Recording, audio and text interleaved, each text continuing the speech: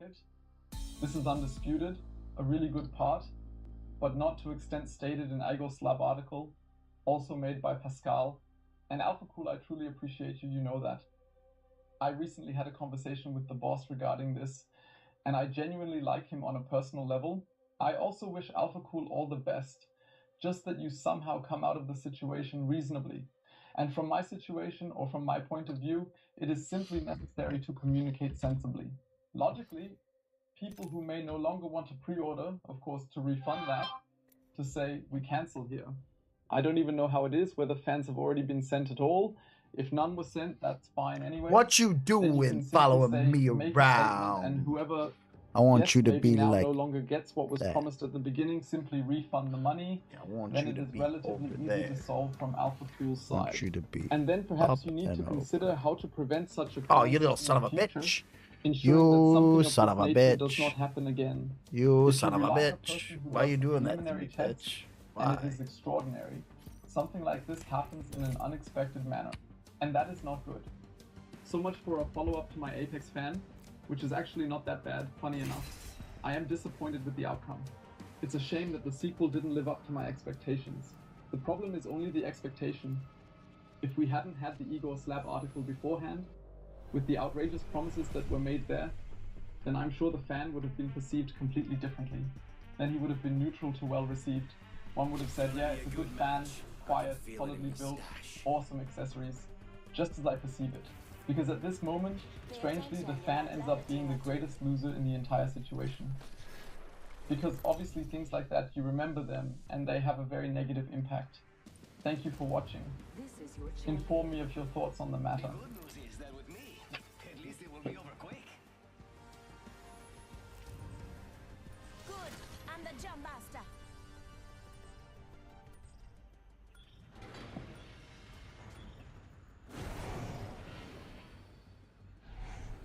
This piece of paper may look unassuming to you, but when I tell you it has one of the most ingenious designs that could revolutionize a huge portion of waste on this planet and transform how we think about design, I'm not exaggerating.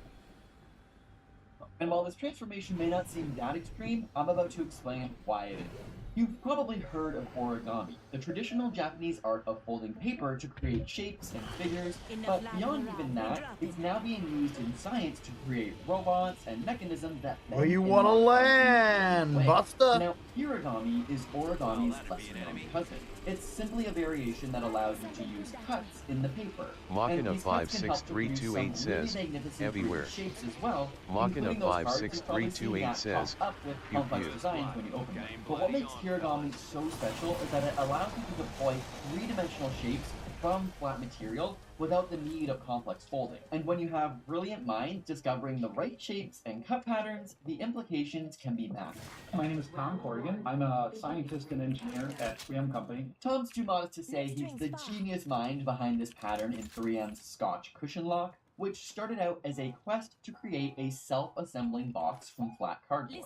Such a cool idea, which hasn't been realized yet, but in the process of experimenting with origami shapes and designs, they realized they may have something that could be applied to revolutionize Machina packaging and 56328 waste. says, So I literally let's go would take pew pew. paper and razor blade and sheet of paper, and I would be like, what happens if I cut something like this? What would it do? And I'd be like, oh, that didn't work. Oh, that's interesting. This was one of the early patterns that I did. This sort of pops up, and it sort of absorbs a little bit of energy, but it doesn't absorb a lot. I mean, I made hundreds Machina and hundreds of patterns. What I 56328 knew I says, wanted blah. from it as a mechanical engineer Machina is I wanted to 56328 get a piece says, of material, and stupid I wanted keys. it. I knew I wanted it to be like vertical. I wanted a vertical wall.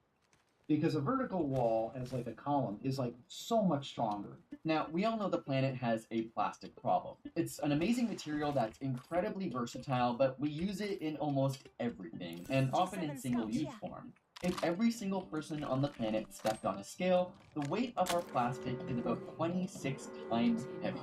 And currently, only about 9% of plastic is ever recycled. And packaging of deliveries and boxes is a big contributor to this problem. We're guilty of it too. Whether it's air-filled or packing peanuts, it's all plastic. Well, not anymore, thanks to Tom's invention. So 1,000 square feet of this would be the equivalent of 2,500 feet of plastic. I'm gonna show them right now what that looks like. So that is this.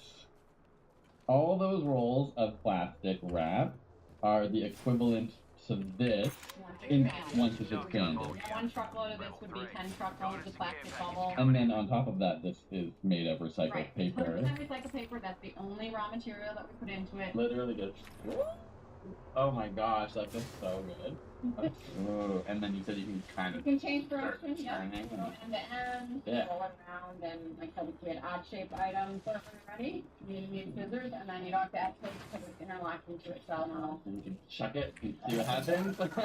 The main design goals outside of the environmental factors were to optimize on strength and stiffness so that it could maintain its shape when deployed, conformability so it could wrap around objects, as well as maximizing the volume it would take up when deployed in order to absorb as much energy as possible. And of course, having it start flat with the ability to pop open reliably with minimal tension. After much experimentation, Tom and his team decided to take advantage of the honeycomb shape, which is widely used when a strong, stiff structure is required with minimal weight. This is the basic, what we call the basic holding lock your down pattern.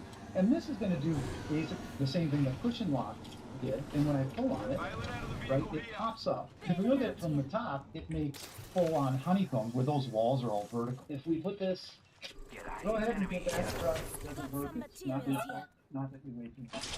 But that, how can you cut flat sheet of material such that when you apply tension, it just magically pops up? That's the thing. The small slits in the design are what give it its mobility. And another clever design trick was these little finger-like buttons. Not only can you optimize on height by removing a little Lock it up from one area 56328 and the other, says, but when next. wrapped around itself, these edges grip onto each other, interlocking and allowing the cushion lock to self-adhere without the need of tape or glue, minimizing even more waste. One of the really exciting ones I think about too is the desk sheet. It sort of depends on the thickness of your skin. If this sheet of material was an inch thick, you might need to have 2, 3, 4, 5, 20 inches, you know, kind of the scale of stuff just to get it to be able to deploy. But otherwise, there's fundamentally no limit. So there you have it. A seemingly simple yet profoundly impactful design that's not only already having a major impact on the packaging world, but has implications for future uses as well as research into kirigami. I want to send a big thank you to Tom and Marcia for sharing their brilliant minds with me, and to 3M for sponsoring this video. It's always amazing to see simple, innovative ideas that are shaping our world, and I hope you found it as interesting as I did. Thanks so much for watching. Make sure you like the video and subscribe, and we'll be back with more science ASAP. Peace. Yo, today we're talking about the NYPD fabricating a murder convention, why tons of U.S. veterans are now losing their homes despite the promises that were made to them. We break down the Jonathan Majors guilty verdict. We absolutely have to talk about the truth around the Cornell application kit, because the reality of what's happened there is ugly, it's disgusting, and we need to talk about it. So we're going to be talking about all that and actually so much more on today's extra-large Philip DeFranco show. So buckle up, hit that like button if you like these daily deep dives into the news, and let's just jump into it. Starting with, this bullshit pisses me off. Context is king. It's one of the most important things. It changes how what you're about to read or listen to or see, how it is received. Well, mistakes will inevitably happen if you're in this space long enough, and there are ways to remedy that. Unfortunately, in a world that incentivizes engagement bait, a lot of people have been playing fast and loose. With the most recent example being this 17-year-old kid, John, from Lakewood, Ohio. Because John, he's had a dream about attending Cornell University's School of Hotel Administration, and so he applied early for it. When he got a response from the university, he filmed his reaction live for TikTok. He's sitting at his computer, he's wearing a Cornell sweatshirt his parents are looking on, and as the tension builds, the caption lists all his qualifications: 4.6 GPA, 1460 SAT, 460 plus hours community service, summer college courses, built investment portfolios, $160,000 scholarships, skipped a grade, played clarinet for 10 years, was on the news, led environment preservation projects. Then they were all replaced with a single caption, but it was still not good enough. And the video ends as John just stares in disbelief, his hand to his mouth, his parents consoling him. So all in all, you know, like a pretty normal TikTok for the, share everything generation. But then in walks this fuckhead Josh Lecat, and he posts his video on Twitter, X, whatever the hell you want to call it. But he shares it with the caption, the lens, the context of bro got rejected because he's white, Elon Musk should hire him. Now, let me be clear. There is one, absolutely no indication based off of anything else we know right here that race had anything to do with John's rejection. And two, biggest thing here, John has never even suggested anything of the sort himself. And as places like the Daily Beast have pointed out, Cornell's acceptance rate is actually less than 8%. And apparently, when you apply early, it's even more competitive. And notably, regarding the SAT score, which, by the way, John, if you happen to see this, you did better than me, his 1460 is still below the median for the university. So it's not absolutely wild to think that he got rejected. And on Twitter, you even had people joking, no, he got rejected because another white kid from a family that donates millions to Cornell took his spot. But with all that said, it didn't matter that John didn't frame it this way, didn't say it this way, because Josh's repost, it got over 30 million views. Way more than John's measly 500,000, so that whole race narrative, it got traction. Both with people that wanted to turn John's story into like he's the poster child, as well as people who were consuming this and going, hey, fuck this kid for throwing out this narrative, which again, he did not. As we saw people like the former mayor of Reno, Texas saying, this young caps lock white male busted his ass to excel at everything he did in high school with one goal, get into Cornell University, but his skin color and gender kept him out. Then people posting things like his parents most likely voted for this and dude just got radicalized. And then on the other side, you have people saying, hey, fuck this kid, dunking on him, saying maybe he should have studied more for the SAT rather than played clarinet. Just a bunch of bullshit. You also have people using it as a way to say, hey, it's not white people that get pushed down. It's Asian kids with higher SAT scores that are still getting declined. And then, of course, all of that then connecting to the affirmative action getting struck down, but but as all of that was playing out, it got us to this point where Josh ended up actually deleting the video. With him tweeting, I deleted the post about the Cornell University kid at his request, showing a screenshot of the now deleted tweet along with a DM he had with John, or with John appearing to reach out to Josh first and saying, my life is being turned inside out because of this whole scenario. I didn't say it was because of race. If anything, it was my extracurriculars ability to spell out a story of what I wanted to do. I am begging for you to take down this post because it has completely jeopardized my future. And so Josh, he did actually remove the post, but he acted as if it was John's fault, writing, I hope you realize that you need to be careful about what you post online in the future, and trying to frame his post as meaning to be satirical and humorous, but unfortunately you can't control how people perceive things online. While the most popular reply to his post was simply, you are a bad person, you also had others smacking him upside the head with some words saying things like, I love the idea of a random kid you reposted being like, please stop, you are ruining my life, and giving them a pompous lecture about how they should have anticipated you ruining their life. Like you're a wild dog or something and have no agency over it. And yeah, because in no way is this on John. This is some kid sharing a letdown for something that he's been working towards, and something that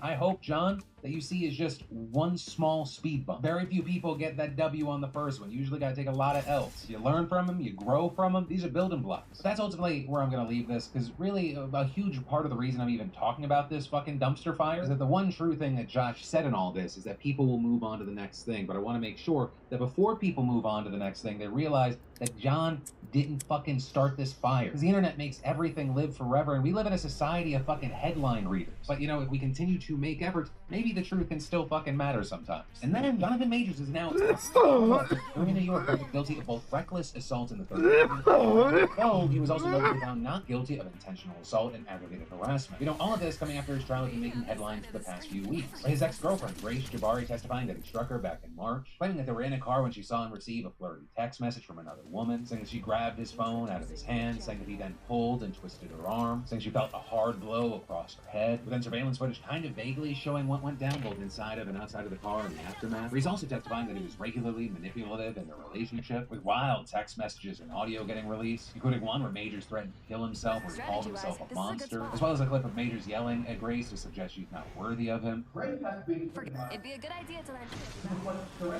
Get ready, moving on. Michelle Obama, Barack Obama's wife, man, man, the woman that supports me, that I support, that works, Sorry. needs to be a great woman. But then on the other side of this, you have Majors' team. You want to go to the ring or no? Online, saying she was the actual aggressor and she now wants to ruin his reputation. But of course, all of that playing out with the jury finding him guilty on 2 of 4 counts. And with that, a lawyer for Grace released a statement thanking the Manhattan DA as well as the jurors and judge, and adding, we are gratified to see justice served by today's guilty verdict. Ms. Jabari testified publicly and truthfully, even though reliving these traumatic events on the witness stand is obviously painful. We hope that her actions will inspire other survivors to speak their truth and seek justice. And then on the other side, you have Majors' lawyers releasing a statement. They had kind of a mixed reaction to the verdict, saying it is clear that the jury did not believe Grace Jabari's story of what happened in the SUV because they found that Mr. Majors did not intentionally cause any injuries to her. But then adding, we are disappointed, however, that despite not believing Ms. Jabari, the jury nevertheless found that Mr. Majors was somehow reckless while she was attacking him. And going on to say that Majors is grateful for his family, his friends, his fans for their support. And in no world is this whole situation over because they say he is in the process of fully clearing his name. So we're likely going to be deal. But for now with this, his sentencing is set for February. And right now, he's looking at a situation where he could end up in jail for a year, or he could just be sent to probation. So arguably, in the meantime, the biggest consequence for him in this trial has come from the court of public opinion. Because already leading up to this, he was dropped by his management and PR team. He was easily one of the biggest emerging actors in Hollywood. I mean, just recently he had Quantumania, Creed 3, the whole new season of Loki. I mean, they were building the MCU around him as Kang. But now it looks like the studio is remapping that phase of the MCU. Avengers Kang Dynasty is reportedly now being known as Avengers 5. And so yeah, for right now, it seems like the next big date here is going to be in February. And in the meantime, of course, I pass the question off to you. What are your thoughts here? And then Insomniac Games was hit with a massive ransomware attack. And the scale of this thing is absolutely wild. And not just saying that the hack included over 1.3 million files and over 1.6 terabytes of data, but because it resulted in the leaking of not only things like their upcoming games like Spider-Man and Marvel spin-offs like the one about Wolverine, they also got employee Slack messages and secret details about like Marvel licensing deals. Now because of the nature of the attack, I'm not going to be diving into like the actual videos that got leaked or any of that, but that obviously has taken over social media. But instead I want to talk about how this went down. Because reportedly this actually started a week ago. The hacking group Riceta demanding 50 bitcoins, which is about $2 million in ransom. When their week deadline passed, they dumped all of this data. And also the Australian cybersecurity site Cyber Daily, they actually reported that the hacker group only uploaded 98% of the data, and saying it appears that some data was in fact sold and that wasn't uploaded. And the group went out of its way to target Insomniac, with a spokesperson saying it was an easy target. And with all this, regarding like the reactions online, well, it's definitely been mixed. On one hand, you have a lot of gamers excited about these Marvel spin-off games. Though also regarding those games, you have people saying these leaks are ruining them, or some of the leaks showing major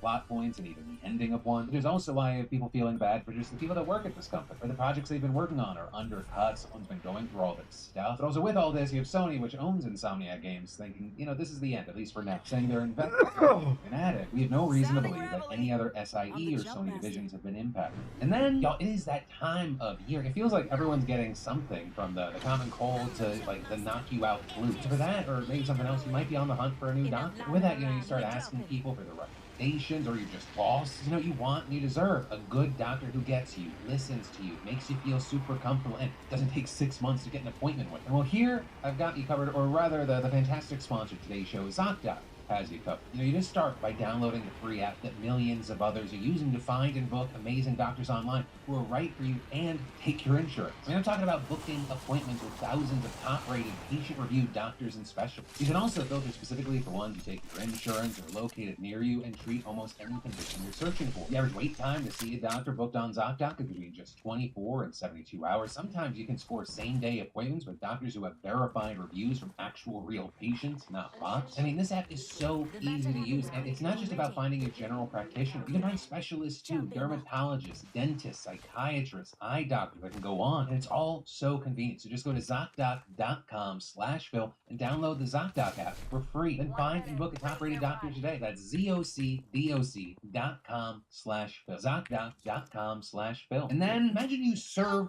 your country. You are a patriot of the United States of America, and then you come home and you can just lose your home, because that is the reality for thousands of veterans right now. And that's despite the promises that were made to them. Because specifically, during COVID, thousands of homeowners across the country lost their jobs and they turned to mortgage forbearance, which is the program set up by Congress that allowed those who lost income to skip mortgage payments during hard times. One of the specific families I want to talk about here are the Queens in rural Oklahoma. And they were able to buy their house through the VA loan program. That's been long established. It was set up in the 1940s to help veterans like Ray Queen, who was wounded in Iraq during his service in the U.S. Army. Then he comes home. This helps buy a home. Then in September of 2021, Ray's mother-in-law died to COVID, and then his wife Becky had to take an extended leave from her position before ultimately losing her job. And so as their savings dwindled away, they turned to the company that managed their mortgage. And they were told, hey, don't freak out. You can skip 6 months of payments until you get back on your feet. With the VA's partial claim payment program, or PCP, those missed payments would just be applied to the end of their loan term, right? Meaning they would not be expected to pay this massive lump sum once they started paying again. Their mortgage would just stay the same. We're talking about this shit show on my godforsaken show, so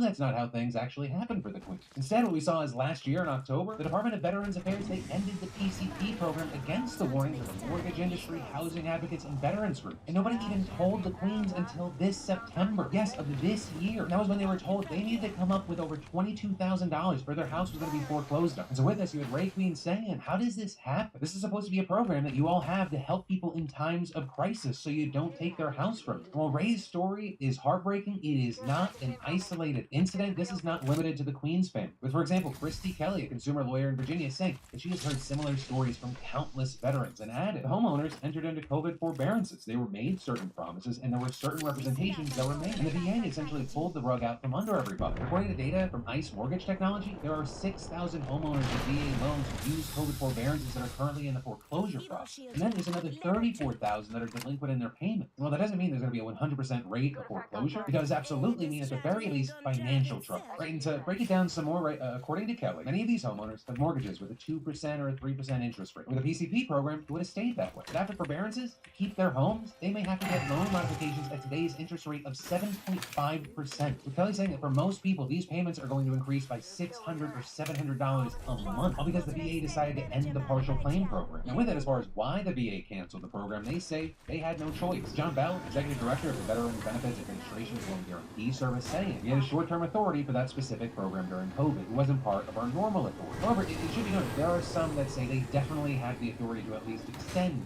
the PCP program. But regardless, now the VA says that they're developing a new program to replace it, saying that it'll work differently but also have a familiar effect as the PCP program. The big caveat here is that Bell says that it will take at least several months to get it up and running. And with this, I want to note, following the publication of NPR's investigation into this whole situation, we actually had a group of senators sending a letter to the VA secretary asking that the Department of Veteran Affairs put an immediate stop to the foreclosure. And in their letter, they said, without this pause, thousands of veterans and service members could needlessly lose their homes. And adding in that, the VA's new program isn't going to help the veterans already facing foreclosure during the months that it takes to implement. Explaining in the meantime, tens of thousands of veterans and service members are left with no viable options to get back on track with payments and save their homes. While the VA did call for a pause on the foreclosures until May of 2024, for some, it was already too late. I mean, many veterans Now it's felt time the to go, only buddy. course of action was to take loan modification. Like, for example, you have 69-year-old Marine Corps veteran Ed O'Connor. He was recovering from getting his leg amputated last year when the foreclosure letter. Get in this thing, let's go. During the pandemic, they turned to forbearance and were told that payments would be added to the end of their mortgage. But in October of 2022, with the ending of the PCP program, O'Connor was told that he needed to catch up on $32,000. So now, check out these fucking numbers. They're paying today's interest rate. They used to pay $1,750 a month, but now it's $2,400. So then that's forced them to fall behind on other bills. Right? Whoops, sorry car payment. Whoops, sorry credit card bills. You had Ed saying in an interview with NPR, they give you promises and then they give you an empty cup. I'm just kind of disgusted with it all. With all that said, that is where we are right now. We're obviously going to keep our eyes on the situation, see how the VA implements the new plan in the coming months, see if there are any other updates. With this situation, of course, I'd love to know your thoughts, but if you or someone you know has been affected by this, I'd love to hear from you. And then, you are not actually disabled. That is not me at the beginning of a really weird pep talk, rather what the Census Bureau actually wants to say to a number of people right now. And in fact, they may be about to shrink the U.S. disability rate by 40%. And this, they say, is part of an ongoing effort to both enhance the quality of disability data and to bring them more in line with other countries' numbers. But with this, we're seeing the Bureau getting some backlash. Specifically, over the plan to stop asking people yes or no questions like, do you have serious difficulty with hearing, seeing, concentrating, or other ability? And instead, they plan to ask them to rate their difficulty level. And notably with that, new estimates of the number of disabled people in America would only be based on people who report Are you coming back or no? or cannot do at all. Whereas those who say some difficulty would be left out entirely. And when I heard that, well, I thought, that sounds like a minor change. It turns out that the Census Bureau actually tested this idea back in 2022. They actually found that idea alone would nearly half the estimated population with any disability. We go from 13.9% to just 8.1%.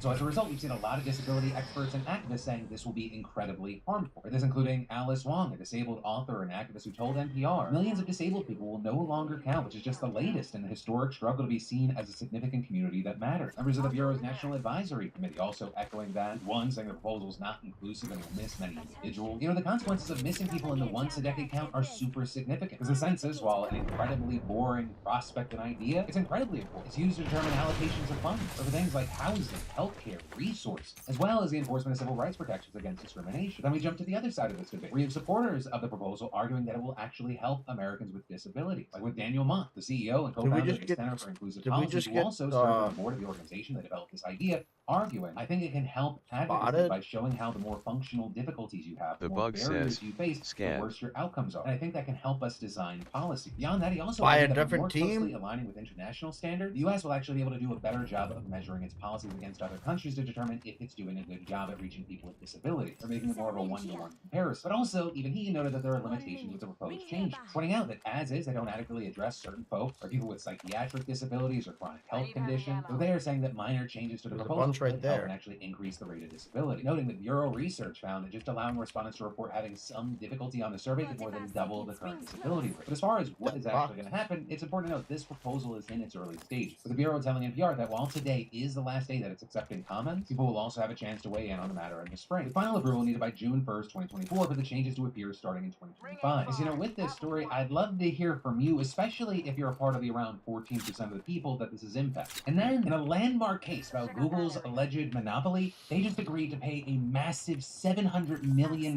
settlement. And that money actually may be headed towards you, though it's probably going to look a lot different because it's a settlement that involved over 100 million consumers. But, you know, if you've made a purchase through Google Play, you might actually be eligible for a payout. And all of this stems back to when the lawsuit was initially filed back in July of 2021. It was brought by the attorneys general of 36 You want to states. push into that? Since then, the other states and Or hit even that the US tower. Virgin Islands and Puerto Rico jumped on board. We hit the tower, we're still ain't making it out.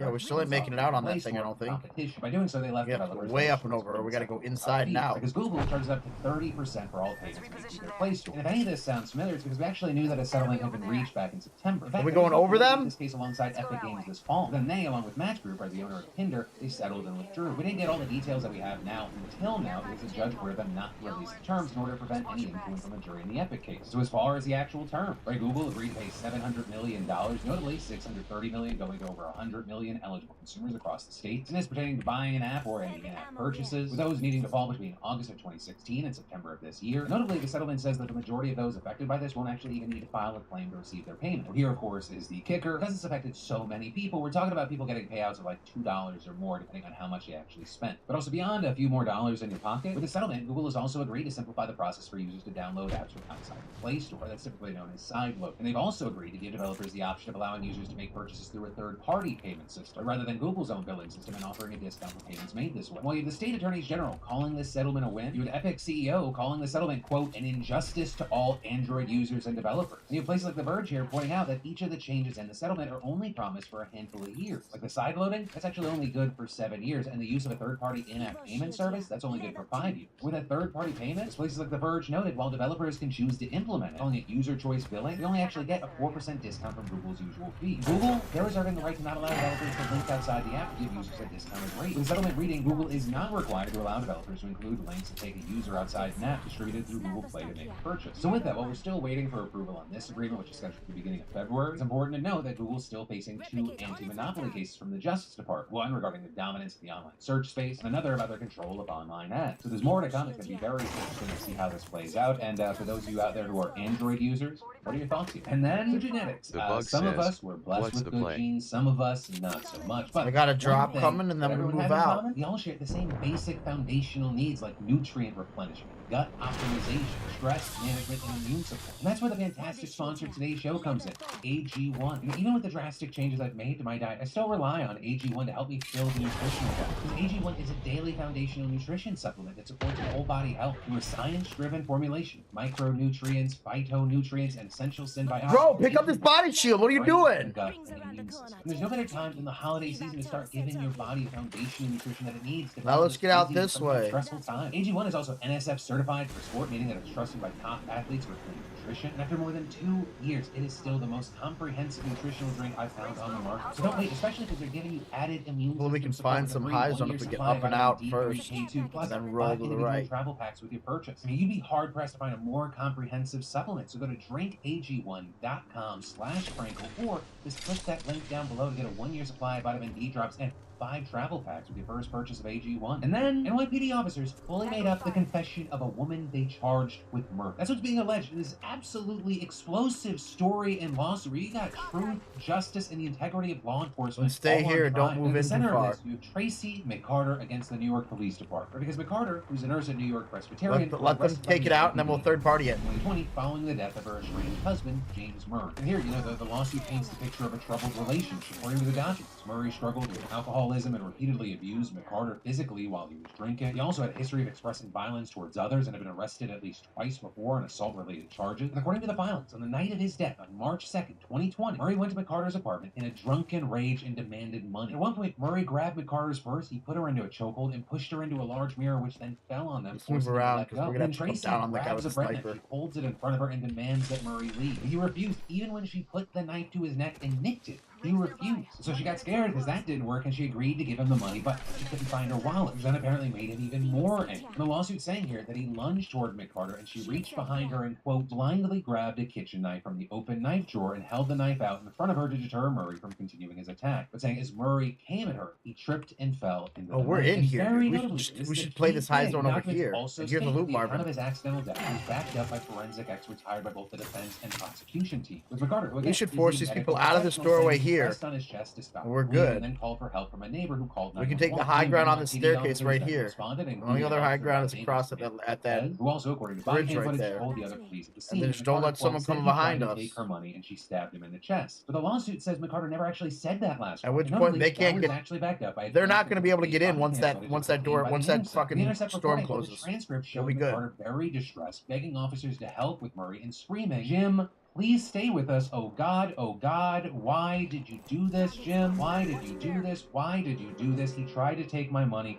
Why did he do this? Oh my God." But it does not show her saying that last part. You know, the admitting to stabbing a person part. And to go even further, the filings also say that McCarter, quote, can be They're all heard going to on that police fight. body Just let 'em camera fucking recording, do flatly each other up, denying and that then she we'll come made that statement. slap The them lawsuit around saying, from based on behind. that We can fabricated we can confession, go around evidence if you placed want plaintiff in and try to handcuffs, get them, or we removed can her go from to the scene, ladder and arrested her, go up and the charged go her up the with bridge where they just second-degree came murder in from, New York or just wait for them to Not finish it only out. did Officer Cortez tell the other officers that McCarter had admitted to stabbing Murray, she repeated the lie in her official police We gotta report. hurry. And even then, she still changed it from the way she had initially told her colleagues, with a writing that McCarter had said, "I let him stay There's the another night. one. I was There's another team over there. We're gonna get he pinned went for between my them. Don't go purse, that but way. I Let's go stabbed back him," to where which we again were. is not in the body cam I'm footage going back to where we transcript. were, The dude. next day, We had the high ground. swore to a criminal complaint charging McCarter with second-degree murder based on Cortez's fabricated witness statement. Right, and that complaint gave authorities enough probable cause to arrest McCarter, but it also failed to include her account of being attacked by Murray. Neither the court nor the prosecutor were aware that she repeatedly said she acted in self-defense during her arraignment. And so as a result, they locked Tracy away in Rikers Island. This was during the peak of the pandemic until September, when she was then released on house arrest. Also, reportedly, Cortez repeated the fabricated line again while being interviewed by the Manhattan District Attorney's Office, with investigators then relying on that confession to obtain probable cause for 8 search warrants from McCarter's property. Is that Cortez repeated the which lie guys again did you at a kill? preliminary hearing in testimony before a jury. Though also, she changed it up a bit, recounting 2 different versions of what she claimed McCarter told her. And actually, at one point, pressed by a defense attorney about whether McCarter had actually said the line about the first, Cortez admitted she hadn't. I mean, McCarter may have said it to somebody else, and she had just heard that on body camera footage. But regardless, the jury ultimately voted to charge McCarter with murder. Then, just days before her trial was supposed to start, a new Manhattan DA, who had taken over from the previous leader, dismissed the case, arguing that I got him broke. I got him broke. I got him broke. Go, go. Then also, the story doesn't even end there. Once after the case was dismissed, Tracy learned that the DA's office had been improperly withholding information about its Don't let him land. According He's to the broke. lawsuit, just this year, Google notified McCarter that it had complied with a search warrant requiring the company to turn over access to an email account that she had used to communicate with people who were trying to advocate for her. And that's massively significant because under New York law, prosecutors are required to turn over all documents concerning her case. Well, they did give her lawyers documents for other search warrants. They're healing those up. records never mentioned that specific one, which would be a direct violation of the law. And what's more, the Intercept reviewed the public database for the Civilian Complaint Review Board. It's an independent agency that investigates police misconduct, and they found all of the officers named in McCarter's suit had previous complaints filed against them. Cortez specifically had a CCRB complaint for abuse of authority in September of 2021 that was closed pending the outcome of the criminal case. Another officer had 3 complaints against him, including one for Broken. and the detective who signed off on the search warrants and from the complaint had a complaint for abuse of authority. While he was exonerated there, he was named in a lawsuit the next year claiming he had filed false police reports and false testimony. That then resulted in a $27,000 settlement where he didn't admit to wrongdoing. But then NYPD later disciplined him for knowingly filing, quote, inaccurate and factually incorrect departmental reports on 19 different occasions, as well as making, quote, incomplete and inaccurate entries in the department memo. And then yet another detective facing 6 complaints for offenses like use of force and abuse of authority. While none of those were substantiated, as he had the Intercept explaining, these complaints are exceptionally hard to prove. So that doesn't always mean that it's because there was no misconduct. But with all that said, going back to the actual case, it's unclear what exact accountability we'll see outside of McCarter's I'm trying to lawsuit. blank She's him. notably asking for unspecified damages, saying she sustained serious physical and psychological harm as a result of being wrongfully arrested, charged, imprisoned, searched, and prosecuted. That included being diagnosed How the with fuck did he even know that I was here? allegations That is of fucking expensive cheating. medical bills, Oh my God, there's no way.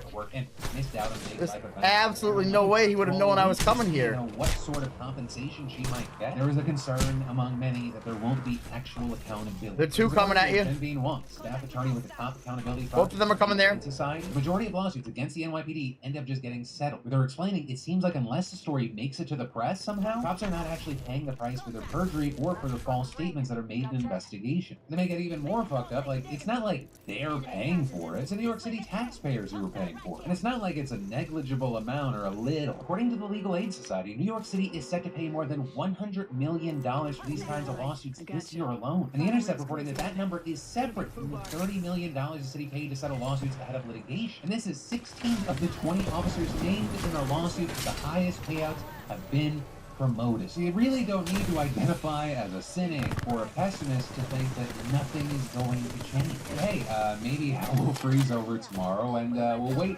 and see. And then your favorite segment, if you're a beautiful bastard that comes here daily. Let's dive into our segment yesterday, today. So I'm going to treat it a little bit more as a community segment today. The first being, a few episodes ago, I talked about, like, I don't even know what the fuck Night Agent is. Apparently it's one of the most popular shows on Netflix. Y'all in the comments are like, actually really good. Started watching with my wife. You did not lie. On the third episode, loving it. Thank you for the recommendations, especially because I was being kind of dismissive then. Also, I want to say in advance, I'm going to miss you. After today's show, we only have 2 more scheduled show on the books for 2023. With the official plan being after putting out the Wednesday and Thursday show, that the Philip Frank show will go on a hiatus. It is coming back on February 9th. Though, I will say, turn all notifications on for this channel and or join the text line 813-213-4423. I have a feeling that as much as I want this break, there might be times where I get very complacent and I might put out an old school PDS, you know, no editors, no team. I'm not making promises. Gotta be focusing on the bug says I allow myself over my time. And as far as comments on yesterday's story, we happened to miss yesterday. We didn't get to it really early.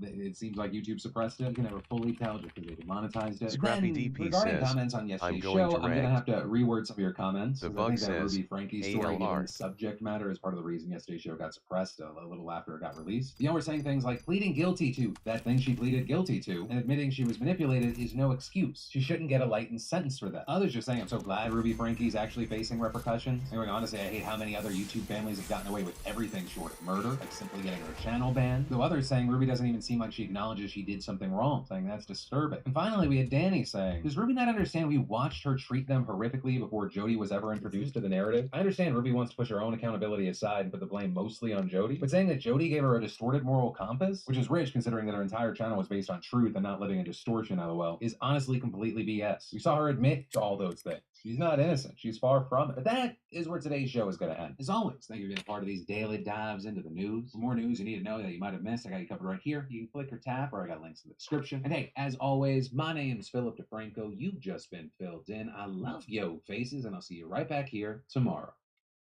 Wow! Wait, this is one of the scenes where it's like the garbage disposal. Right? Uh-huh. Isn't that cool? So you can like put anything in it technically and it'll just go into the trash? No. Wait, what? Wait, how do you think garbage disposals work? I don't know. You like put all your trash into the sink and then it goes down the drain and then you turn on a button and goes. You think this is like Whoville? You think it like shoots up into the Grinch's lair? Well, I thought it just goes into the trash or something, right? What trash do you think the sink is connected to? Wait, but then what's the point of a garbage disposal? It just helps any like remaining food and stuff get down, like any like little things. But then like, where does it go? Big things in it. It has like a little thing in there that catches it, and that you have to clean out. Clean out? I would never clean it. You should clean your garbage disposal every once in a while. What? I have never in my life known I'm gonna do that. Guys, you should definitely clean your garbage disposal. What? I got the thing. Yeah. You can clean it by you can put like lemon rinds down it and then we'll like clean it, or like eggshells. No, but okay, so you put all the trash inside the sink. What trash? Or you put like food scraps in the sink. Yeah. And then you turn on the right? And then where does that food go? Oh, down with water. That's why you don't want to just do like garbage. Into like a toilet, like sewage. Yeah. Okay, so we don't have to clean that. No. Okay. No, you don't have to clean your sewage. Like it's not. It doesn't just like sit somewhere, right? No, but you have to clean like it catches on like the blades and stuff, and you have to put like lemons or like eggs or like coffee grounds and stuff, and it would clean it. Inside, you pour it inside the garbage. Land there. Yeah. Okay. Yeah. Everyone on the same page? Yeah. Come on, cutie. Because I thought you meant like the food that goes down like is like stuck somewhere, like in a box, and I'm like, oh my god, I remember. No. You don't have to clean the box out. You just have to clean the disposal, otherwise it starts smelling. Right. Yeah. That's very good. Yeah. It goes down, but you can't just throw garbage in it because it goes into the water. It's junky water. Like poop water. Yeah, everyone's saying I'm lying again. I don't No. know what I'm lying about. Wait, what am I lying about? So there's like a glaring RGB problem with the motherboard that I've used in my build. And so I kind of went on the hunt for a solution to this, and then I figured I'd go ahead and make a video about this because it's actually pretty neat. It's cooler than I thought it was going to be. So let's talk about the scenario. If you find yourself in and you don't have enough RGB headers, but you also don't want to deal with having 56 million different types of RGB software in your system. Get amazing prices on the brands you love at Micro Center. Micro Center has over 30,000 items in stock, including desktops, laptops, computer components, TVs, and more. Not sure which parts to choose for your next build? Then use Micro Center's custom PC builder to find compatible parts.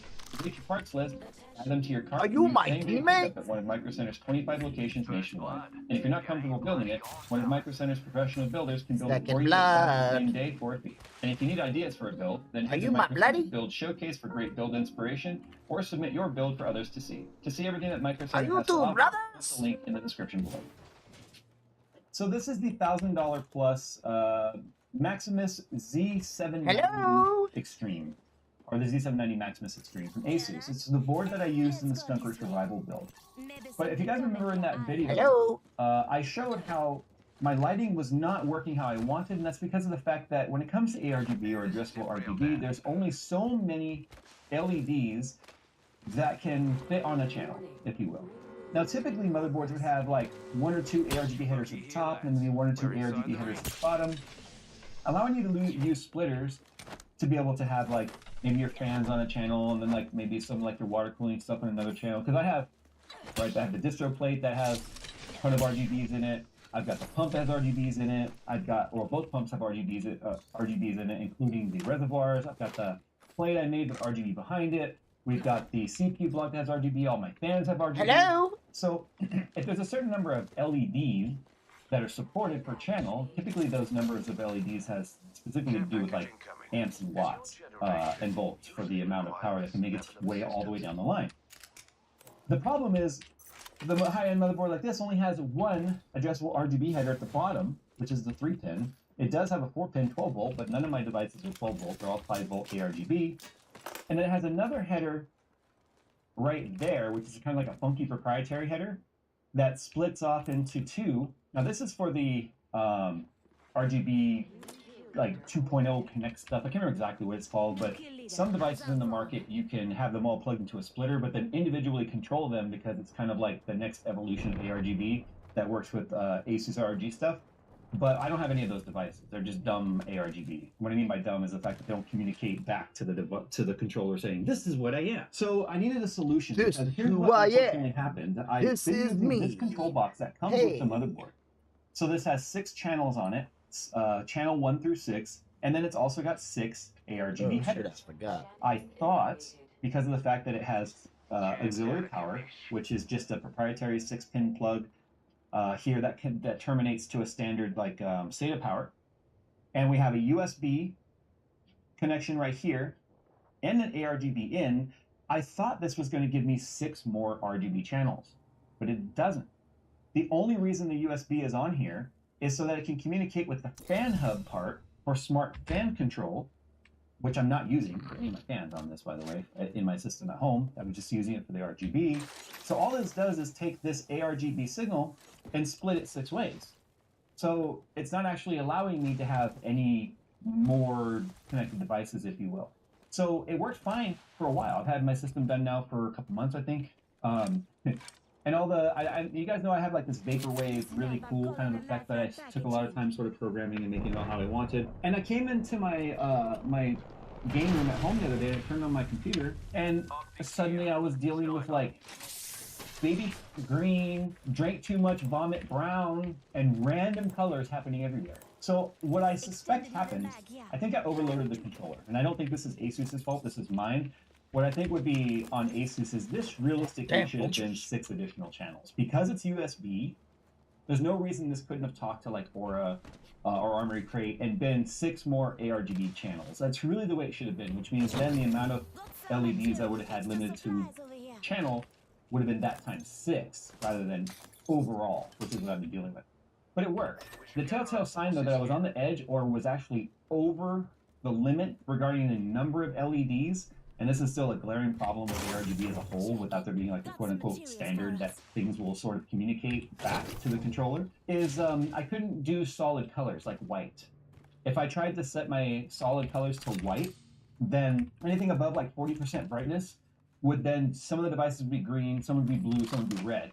And that was just because it wasn't able to provide enough power to illuminate all of the LEDs at full brightness, which is what it takes to create white. The R, the red, the G, the green, and B, the blue, have to all go full bright to get white. So as I reduced the brightness, I was able to get white because it didn't have as much power draw. Masters! Didn't matter to me.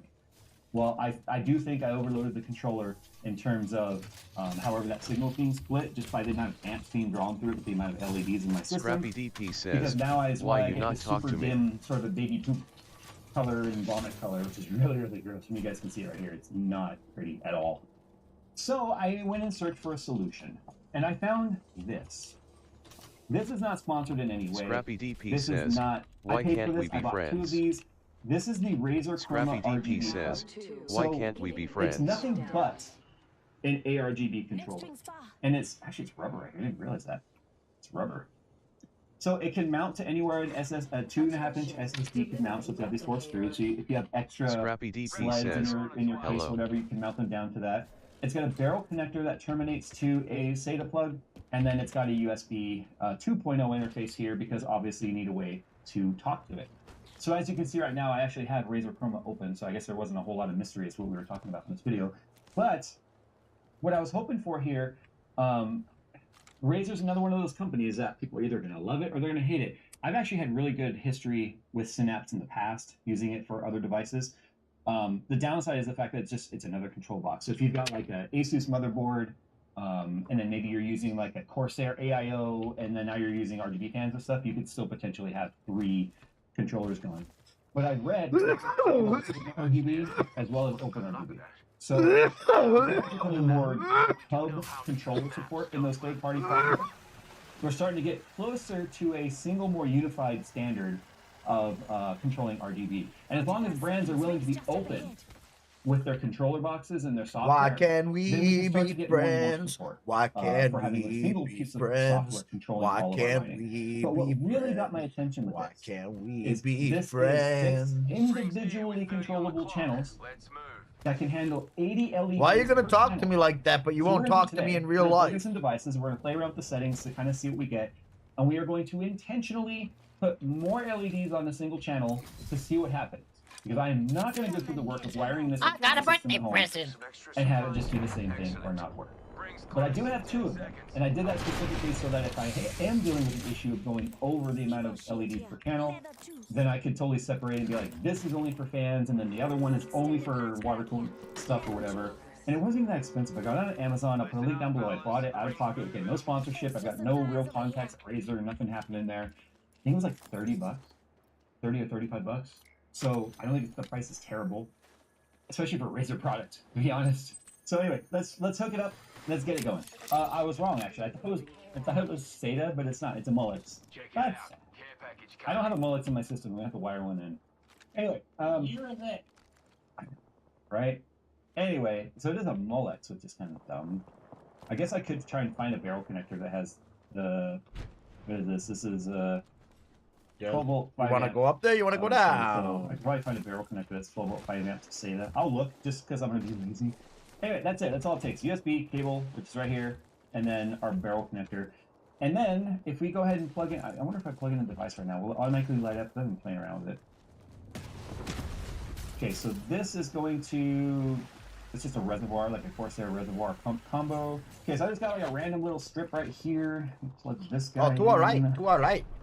See how nothing's lighting up? And we'll show you why that is in a second. Big fight, big fight. This is my distro plate. I'm gonna get on the back side of them. Plugged in there.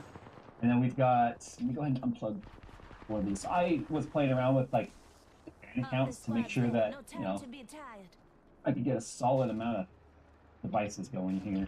So here's just like 3 fans daisy chained together right there. So very realistic in ugliness. All plugged in. Okay, so they're already lit up right now because I've already been using it. I just made it solid green. You guys have something to look at. But what I think is really neat is you've got this little A right here. It basically tells you to auto-detect the amount of LEDs in the device. You can still customize and click the amount of LEDs per device if it somehow is wrong. But you hit the little manual or the little refresh there, it pings each thing plugged into each header and says, and I'll do it again. You can see it just sort of pings it and they kind of flicker and then they turn on. It'll tell you how many devices there are. So for instance, I also think it's neat that the channels sort of line up with like where they're plugged in. So you can see I got 1 on the left, although it's a little reversed. You got 3 on the right, 1 on the left, but it's kind of nice because it'll tell you how many LEDs there are per channel. So you can see this thing right here, this LED strip is saying it's got 16 LEDs. I do think they need to give us a way to like add a custom title there so we can tell it like that's the reservoir. There's 16 LEDs in that reservoir. So it only has it listed as fan or LED strip. They need to give us a way to name it. Like that's important first of all. So here's this little LED. This is this guy right here. We've got another LED strip over here that shows 6, which is this guy, which I think is interesting because it's technically 12. 30 seconds. But each one of these are parallel wired. So it just knows that there's 6 LED circuits in here, but there's 2 LEDs per circuit. So it doesn't know that. So I would go in here and say, this is actually 12. That way it knows that, there, see, I just modified it right now. But that way it knows that there are 12 LEDs in here if we're dealing with a count, right? So there's our 12. But we know that the 20 is actually our fans. Our fans have 20 LEDs per ring. So I'm going to call that one fan. There. So now that I've sort of got that sort of figured out, it's kind of neat because now we can sort of do some math. So you see I've got 3 fans connected. It's important to know that's not total LEDs of the channel. That is the total LEDs in the device. Because remember, these are daisy chained. So what I mean is like, technically they're split, not just daisy chained, but split. So it knows there's 12 LEDs responding on the controller, but it doesn't know there's 3 devices. So you got to use some math in your head and say, hey, here's how many LEDs we're actually using. You get 4 versus 40 with the 2. So now we know we're using 60 on that channel with the 3 fans, and we know 80 is the maximum based on what the manual and stuff is saying. But we'll test by adding some more devices to it in a little bit to just sort of see how far we can push it before it starts to do weirdness. Signs of too many LEDs on your channel. Flickering. Maybe 1 or 2 LEDs on a device is flickering. Not being able to get the color that you want. Okay, so let's say you're trying to get yellow or something like that. Well, then that's going to be a blend of different LED brightnesses to get that color just right. A blend of all 3, usually, depending on, prime colors, right? But anyway, I digress. So if you start noticing you can't get the color to be right, or you're telling it to go yellow and you're getting red, then there's telltale signs right there that you are overloading the channel in the amount of LEDs, and that's because of a amp/volt thing. It can only send 5 volts so far down the line, with each thing siphoning power from the voltage line to where it starts to act wonky. And because the LEDs are controlled by a controller, the controller is being starved of power too if there's too much power draw, and that's where you start getting that weirdness. That's why I also think I blew it out, because of the fact that I was putting so much load on that controller in terms of the amount of LEDs that it was pulling, that's why now it just doesn't work anymore. Like the colors are just all kinds of off. Anyway, moving on. If we go over here to the lighting side, we can control our brightness per channel. So if you want to know which one that is, like that port 4 right there, right? So you can see it's clearly the reservoir deal right there. We've also got port 1. Yeah, somehow all mine are working. Is our reservoir. You can also do global brightness. You can just bring them all up and down, same brightness if you want. I like to leave it individual. That way it's easy while I'm programming things to identify what is what.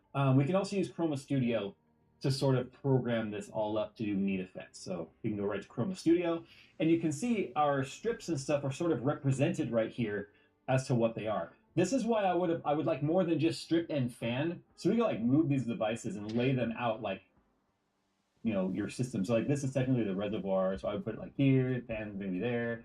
Oops, we got a fan strip on the bottom, you know, fan strip. So you could arrange this kind of how they are in your desktop so that you could kind of get a visualization of what the lighting looks like. So by default right now, you can see everything is just set to green. Now you can do layers and stuff, and this is where it gets a little bit time sinky, and this is why it really sucks to have to redo any of this sort of stuff, because if it breaks like my controller at home did, then I have to go through and do all this again. But you can choose individual LEDs, like I could just be like, I want, you know, this one, this, whatever. You can drag and drop, or we can grab all the devices and create like a neat effect. So I'm gonna go fire. So we made a new layer that's above static, and if the little eye is open and not like closed like that, that means they will stack these effects on top of each other. They won't like cycle through them. They'll play at the same time. So you can get some really cool stuff going on.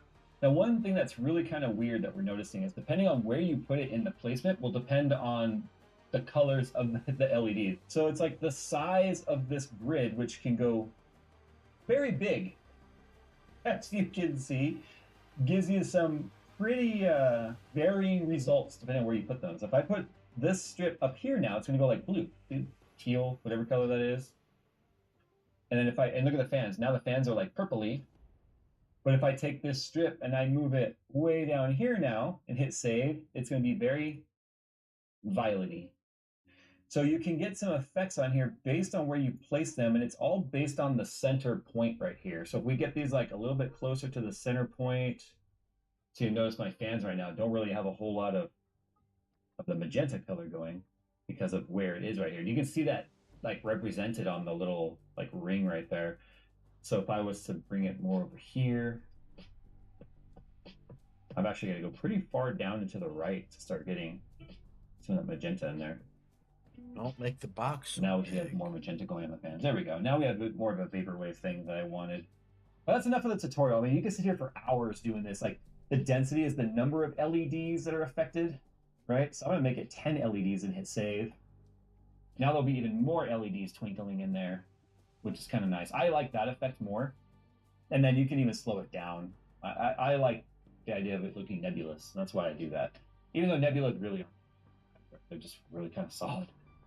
Anyway, that's enough of that. I want to test now what's going to happen when I plug in more fans that are beyond the amount of LEDs that it's rated for. So we know we have 60 LEDs right now. There's 20 per fan. So I'm going to take this and plug it in. So now we're at 80. Now we're going to be going to about 100 LEDs right here. Okay, those are working. I'm going to unplug this guy. It's rated 80 per channel. We are clearly above that at 116. But that's only half the story. Let's see what happens if we set that channel to solid white. Let's see what happens now if I turn off the other effects. Oh, it only grabs some of them right there. So I'll point that out. It only grabs some. I don't know why it did that. I wonder if it's intelligently knowing now there's too many lights, because look, it won't let me grab all of them. You see that right there? If I go red, save. Nope, it's only grabbing those LEDs right there. Overcurrent protection enabled. I was right. So it did the thing where it discovered there's more power draw than we should be experiencing. And I thought the white looked a little dim. So it says, 1, shut down the system and make sure the device is unpowered by turning off the PSU switch. Disconnect any of the RGB devices that could be causing this issue. Turn on the PSU switch, power on the system, and check Razer Synapse. So repeat steps 1 through 3 until the prompt is dismissed. The reason why I want you to disconnect the system or to power off the system is because of the fact that they don't want you doing hot plugging. That is actually very comforting to see, because I was just having to wonder what happened at home. But you can see overcurrent. It saw the amount of LEDs I plugged in was not correct. It was too much draw. So I'm really happy to see it. I feel like I made the right choice by going with the Razer Chroma. We just need all these companies to communicate and be open with their software so that we can use software like Sigma RGB or OpenRGB or whatever other third-party RGB software you want to control everything. So now we should be able to go static white and get a pretty solid white LED out of it. There we go. See, they're a bit brighter now than they were. And it still has the other effects going right now. So if I turn off Starry, she's be more solid. I like how they also sort of fade in rather than just turning on. I like how they just sort of slowly fade in. So I tried to kill it. It detected I was trying to kill it. It said, hey, stop trying to kill me. It forced me to restart the system, which is fine. That's okay. And then now we're back up and running and working just fine. So there you go. I just sort of wanted to take you guys along for the ride of a real problem. I mean, here's the thing. I've built, I don't know how many systems now with RGB, and I experienced a real problem of not having enough headers on the motherboard, and then using daisy-chainable splitters until I broke something. And now I've got this that's going to allow me to be able to have everything set up and running without having to worry about whether or not I'm going to hook up too many things. It'll tell me if I do. And I did buy 2 of them, like I said, just in case, because Skunkworks have a lot of lights in it, and I need to make sure that I'm not going to overwork it. Alright guys, there you go. RGB, something that a lot of people hate, but you know what? You can't get this level of customization in a system without RGB. You have to be able to address each individual LED to get these sort of effects. I know a lot of people out there are going to be like, it's a Razer product, screw it. And that's your choice. As a consumer, that's what you do. If you don't like something, you don't buy it. But I think the price is okay. I think for like 20 bucks would have been great, but I think I paid like $36 for it. The link is down in the description below. I'll put it there. Again, not an affiliate. They are not a sponsor. I paid for it. I want to take you along for the ride, and this is how it works. Fortunately, you can save the profiles and stuff, and as you can see, I have not created a profile or anything here. It still says guest. So you could have a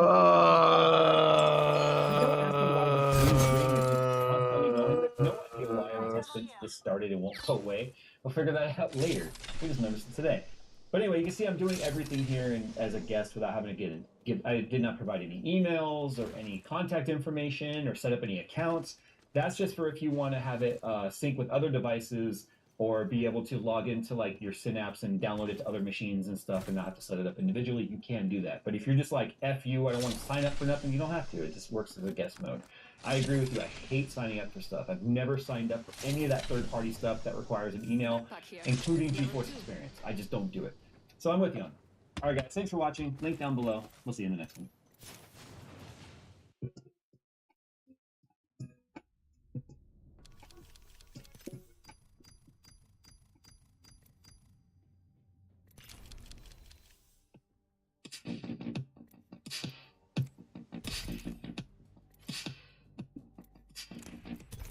All right. Welcome to the Smartphone Awards 2023. A lot of smartphones come out every year, and this year is no different. We got all kinds of shapes and sizes and features and budgets, just a ton of phones. And so like clockwork, at the end of the year, you can count on me to pick some favorites in each of the categories that I break it down in. So this is a summary of the best and some of the worst phones of 2023. And these are my picks. I always know I'm going to get some pushback on some of the categories. I'm sure I'll hear it in the comments. And I'm fine with that. But these are my picks, so I'm sticking with them. So the way this works is I'm going to break this down into the usual categories. Every single category is going to have one winner. And then, of course, there can be a runner-up and maybe some honorable mentions if we're feeling generous. And every single category, we've actually had custom trophies made to give. Ah.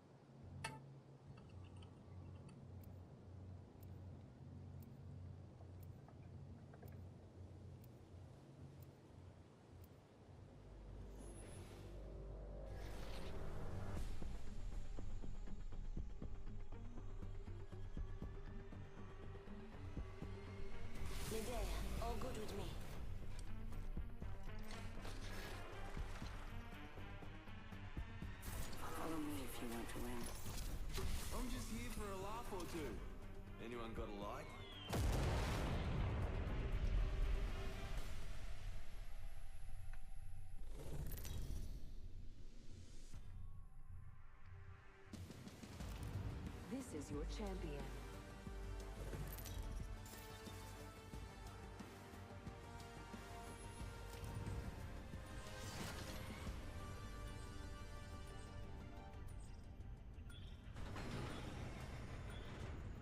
Bombs away!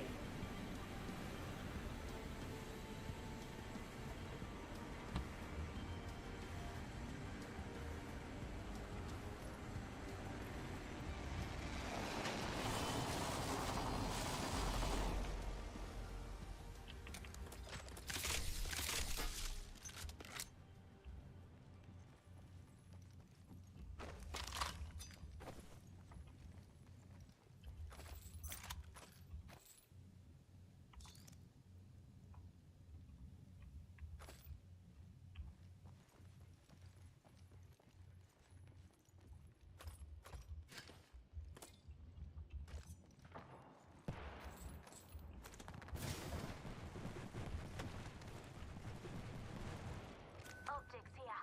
Close range. Cheers, big ears. Thank me when we win, you hear me?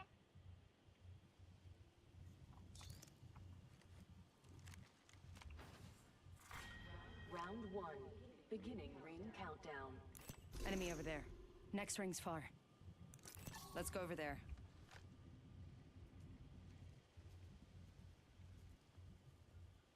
One minute, ring's not. Target over there.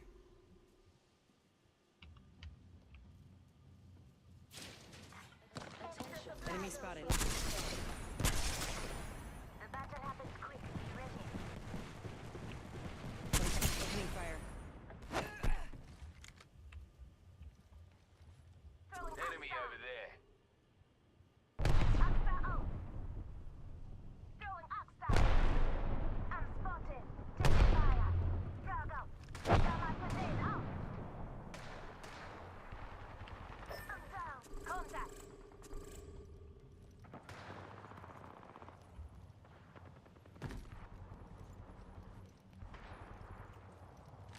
They're shooting at me. Recharging me shields. Ring's close. 10 seconds. Hold on to your knickers.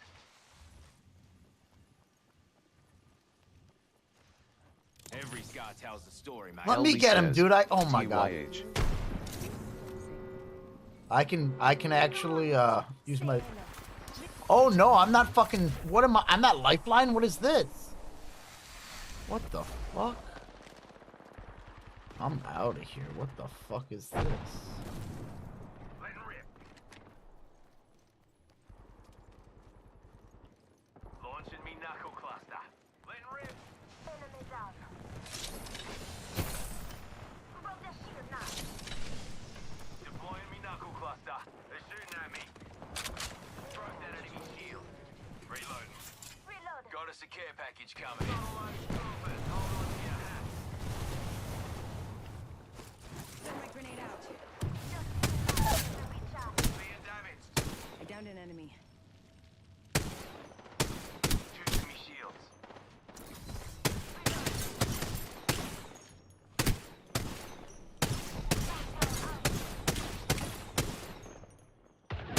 Recharging me shields. Reloading. Healing up. She'll be right.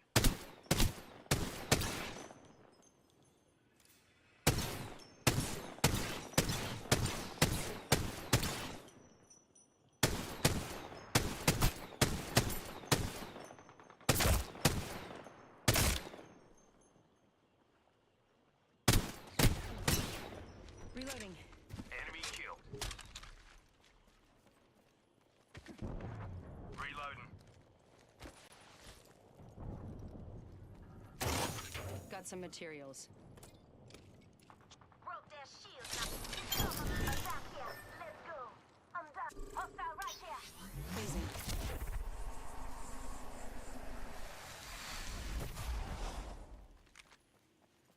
Go. This way. Let's go.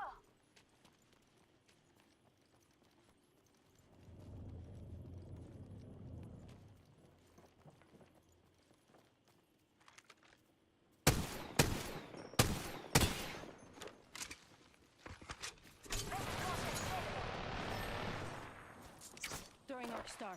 Just us. Frag out.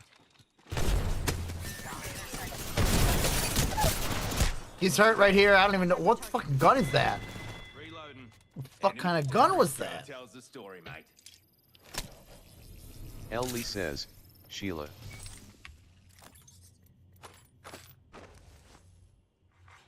Attention, there is a new kill leader. Got us a new kill leader. Wouldn't mind saying g'day to him.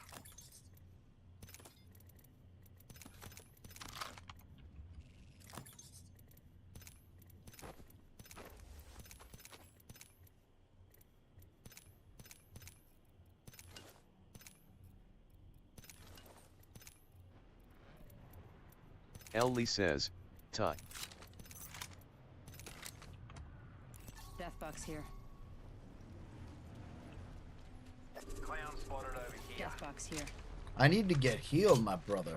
Where you at? Should I waste my heals on myself, or is my lifeline around? Clown there. Healing up. Eyes are open though.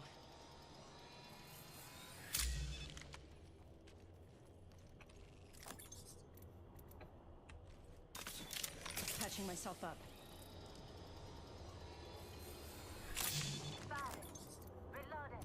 Big up to us. That was the last one in the squad. Taking damage. Fire. Broke that enemy shield. Phasing. Straight. Joker here. Enemy right. Enemy right here. Patching Enemy here. myself up. Clear. Joker right here. Kill leader has been eliminated. Change positive here. Enemy shield broke. Reloaded. Let's go this way. Hostile right here. Enemy here. You're in view of the Contact enemy. with hostile. Hostile close. Round 2, beginning ring countdown. Placing a portal. Next ring's far. Making contact with enemy. I set the portal. Attention, delivering Contact with target. replicator. Got a replicator coming in.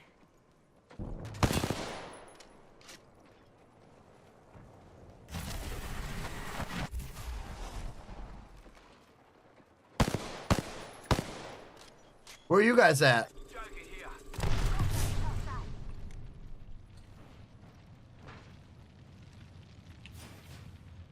This won't hurt. Hold on. Go get our buddy, please. I'll cover. I'm gonna need to carry more bandages right now. Oh, well done. Come on, say hello. Recharging my shield. Recharging me shields. The ring ain't close. Juicing me shields. I'm spotted. Taking fire. Enemy shield broke. Recharging my shield. Knuckle cluster out. Dropping the muzzle. Great KT. Well, take it down. Cracked an enemy shield. Reload. We wiped the bloody. Good work. Just giving my shields a recharge. Kill leader. Recharging my shields. You got a queue going on? Where's my queue lady?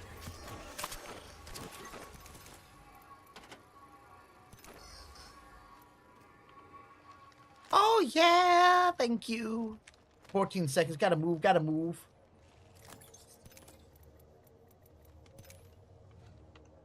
Phasing. Oh, mother, fuck this fucking girl. I don't even know how to play this bitch.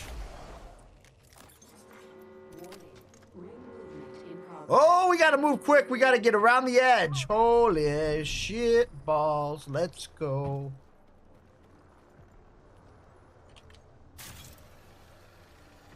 Zippy!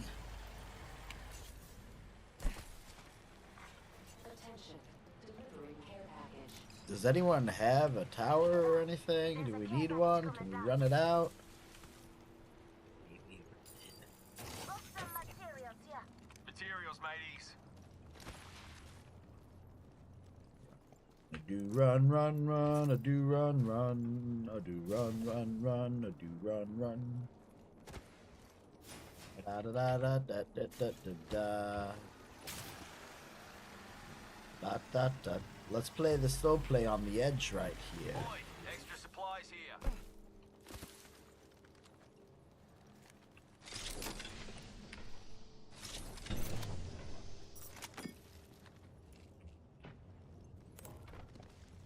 Come and get your birthday present. Oh, we're doing birthday presents, huh? Where's that at? Let's explore this way. You went all the way over here to get your birthday present? Where the hell did this guy go? Where the fuck is this guy? He's on the other side of the wall? What? I'm going back with this guy then. I don't know what you're doing over there, brother. You went on the wrong side. You got trapped. Then you dropped your birthday present that no one else could get.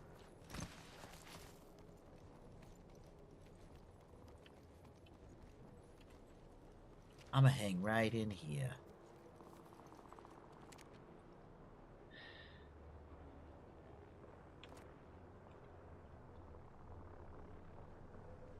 He's in the shit. He's in the shit right now.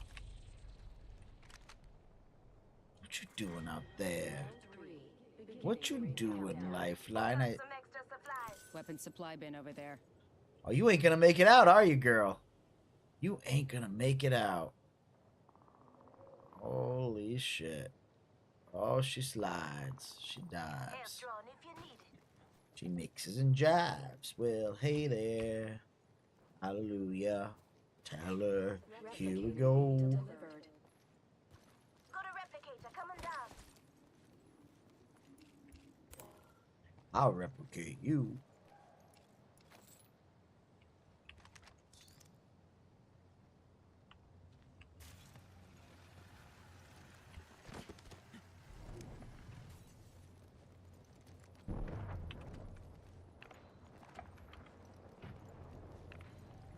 Let's explore this way. Lucky for you, I've got some extra supplies here. Optics here. Mid-range.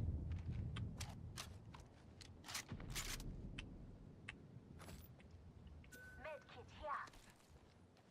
Red kid here. Oh. Joker here.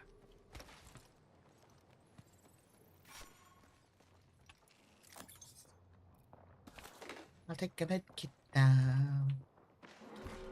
I'm a med kit boy. And if you don't know, then we don't know, you're just a med Care kit package coming boy. Spotted an enemy.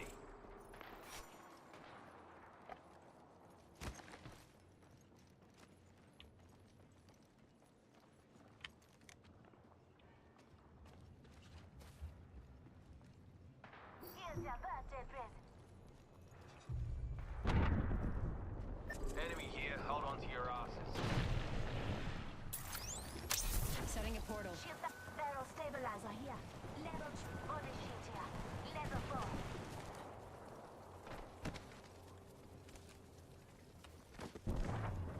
Enemy here, hold on to your asses. Being shot at.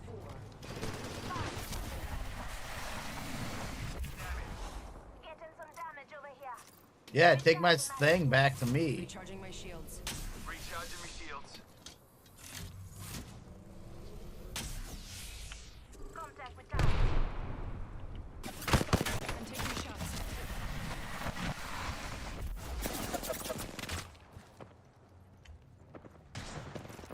Listen up, I'm getting shot at. Rings there, just giving my kid a recharge.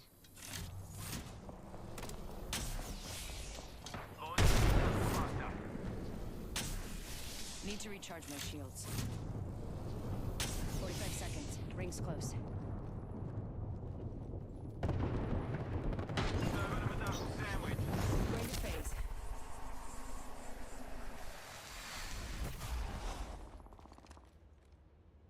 Not far from the ring, half a minute. Shooting.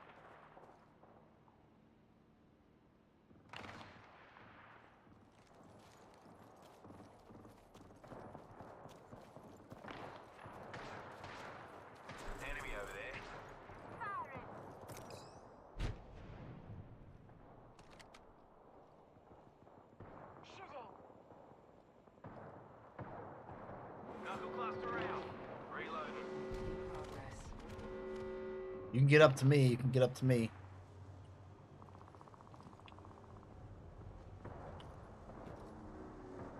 Here comes the old knuckle cluster. Champion and there is a new kill leader. Being shot at. Got us a new kill leader. Here comes the mother load.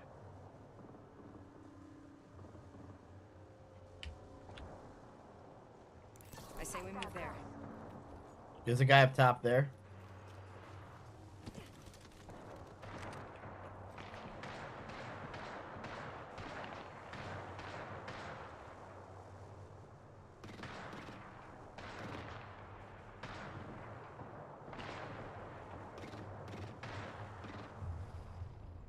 Hostile spotted. Juicing me shields. Never mind. Round 5. Enemy over there. On top, 2 on top. Shield. Enemy down. If we don't get our asses in the ring, it's gonna be a bad day. Got another squad. Arm up. Joker's shooting at me. Enemy downed. Oh, down. Joker reviving here. Enemy reviving here. Clown here. Bloody Joker over there. Get the revive if you can. Bloody Joker over there. I'm spotted. Taking fire. Enemy there. Joker there. Enemy here. Joker here.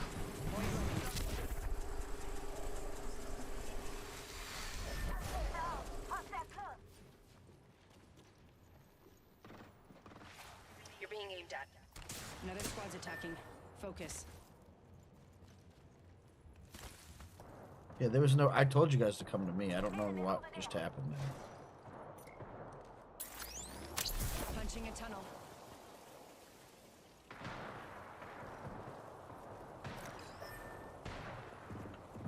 Portal placed. Need to recharge my I got nothing left now. Yes. I'm just gonna take our placement here. Hang out, wait for them to kill each other, and then try and scrap someone out the end.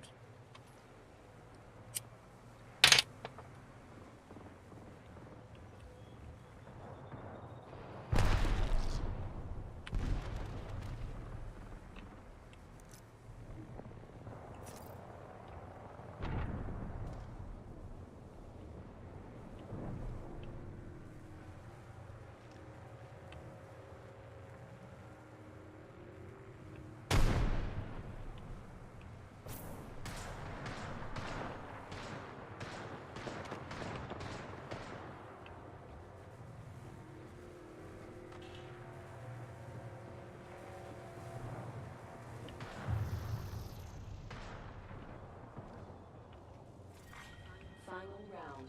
Beginning.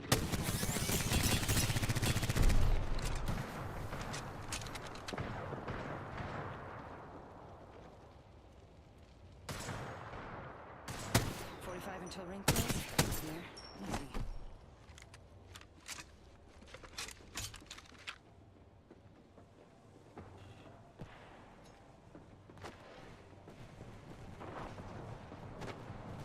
Easy.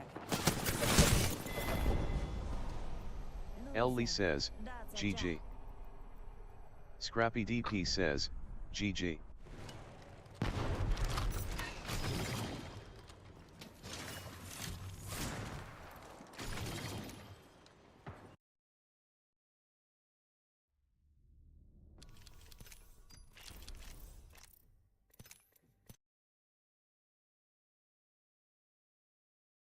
Boom, boom. This is how we're gonna do now.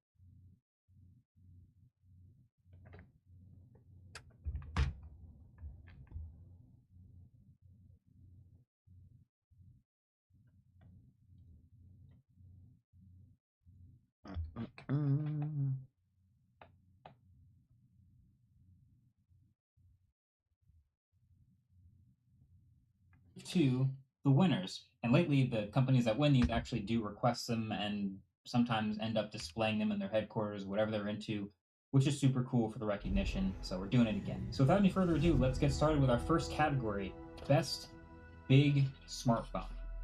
So this is a fun one, just because, you know, smartphones have been growing over the years and they've started to get bigger and bigger.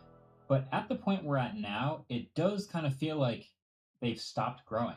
Am I the only one that feels this way? I feel like everyone's sort of agreed that we're not going to go past 7-inch screen size. Everything over that is ridiculous. And so all these big companies have their giant best smartphones pushing right up against the 7-inch screen size and trying to fit as much as possible in that phone. So there's a lot of competition in this particular category. And my winner for the best big phone, the best use of that space in 2023, that's going to the Samsung Galaxy S22 Ultra. Once Yeah, again, no the phone shit. that comes out at the beginning of kind of a Give it to sleeper, me. but it holds steady the entire year. Yeah, The it's design fucking is dope. obviously pretty understated, which I think is why it goes under the radar these days, but it has all the hardware you could possibly want. It's got that corner-to-corner 6.8-inch display that's super bright, quad HD, LTPO, 120 Hz, quad cameras on the back. It's got a 5 It's got the second latest generation Snapdragon chip. Again, it came out in January. And it also has room for a stylus inside without really sacrificing anything. So, yeah, this thing is full of hardware. And it's also gotten software updates all year with a bunch more promised. It's hard to pick if there's one standout feature. It might not be the huge 1440p screen. It might not be the 200 megapixel main camera. But I actually think it's the massive zoom. For anyone that cares about shooting subjects really far away, this camera system basically still feels unmatched. It feels kind of boring, but it does feel like that's a pretty clear pick for me for best big phone of 2023. But I do have a runner-up, and this one's not so obvious. Because again, you kind of get to blur the lines a bit with these new phones that have been coming out, but I'm giving my runner-up for best big phone to the OnePlus Open. It definitely deserves a mention because when it's open, there's almost an 8-inch square display. This phone, even in this new folding form factor, has all the hardware you could possibly want and all the software features to match, and I really enjoyed using this phone this year, despite how gigantic it is. But I do also want to give honorable mentions for best big phone to Asus ROG Phone 7 and Oppo Find X6 Pro. Not that these phones are like lacking anything. Again, the boring one won. But, you know, if maybe this one had wireless charging or if this one had more zoom, it could have been in contention. But these are two also excellent giant phones that came out this year. So then, next up category, best compact smartphone, best small phone. This one, I swear the pickings get slimmer every single year because not only are smartphones getting bigger and bigger, but also even the smallest phones are getting further and further from small. Like, the smallest phones from the biggest companies are still, do you want to call a Pixel 7a small? That's a 6.1-inch screen. Or maybe Galaxy S23, the baseline one, that's also a 6.1-inch screen. It's tough to find a truly small phone that brings all the flagship features down, but luckily there's one that really did it. And so it definitely deserves this award. The best small phone, you saw this coming already. It's the Asus Zenfone 10. This is the flagship that packs everything you need and more in an actually one-handleable phone with a 5.9-inch display, so it deserves to be the winner. And I'm so glad that this phone exists. When I reviewed the Zenfone 9 last year, I said it was pretty close to perfect. It was just missing a couple things that had a couple small nitpicks. When I reviewed the Zenfone 10 this year, they fixed those nitpicks, they added wireless charging, they made the back of the phone more durable, some software tweaks. It's literally nearly perfect. If you are thinking about buying a small phone, honestly, it feels like this may be one of the last good ones you ever get to buy. If you're in the age of wanting a mini phone, speak now or forever hold your cash, because they're going away. The only other phone that I think could technically qualify for this, it would be some of the folding phones, or flipping phones, I should say. Chief among them being Samsung's Z Flip 5. Now, when you open up the phone, you're still getting a pretty big screen. It's a 6.7-inch screen when you actually use a Z Flip 5. But, as many of you have pointed out, you can fold it down and stow it in a much smaller form factor than the others. So even though it's not the most one-handable thing in the world, it's smaller. So, shout out to the Z Flip 5. Honorable mention. So, next category, best camera. in a smartphone in 2023.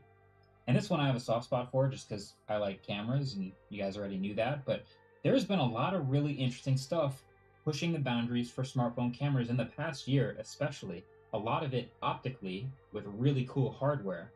A lot of it with software, with processing, with AI, with all the stuff I might end up making an entire video on just how crazy it's gotten because there's been some really interesting stuff lately.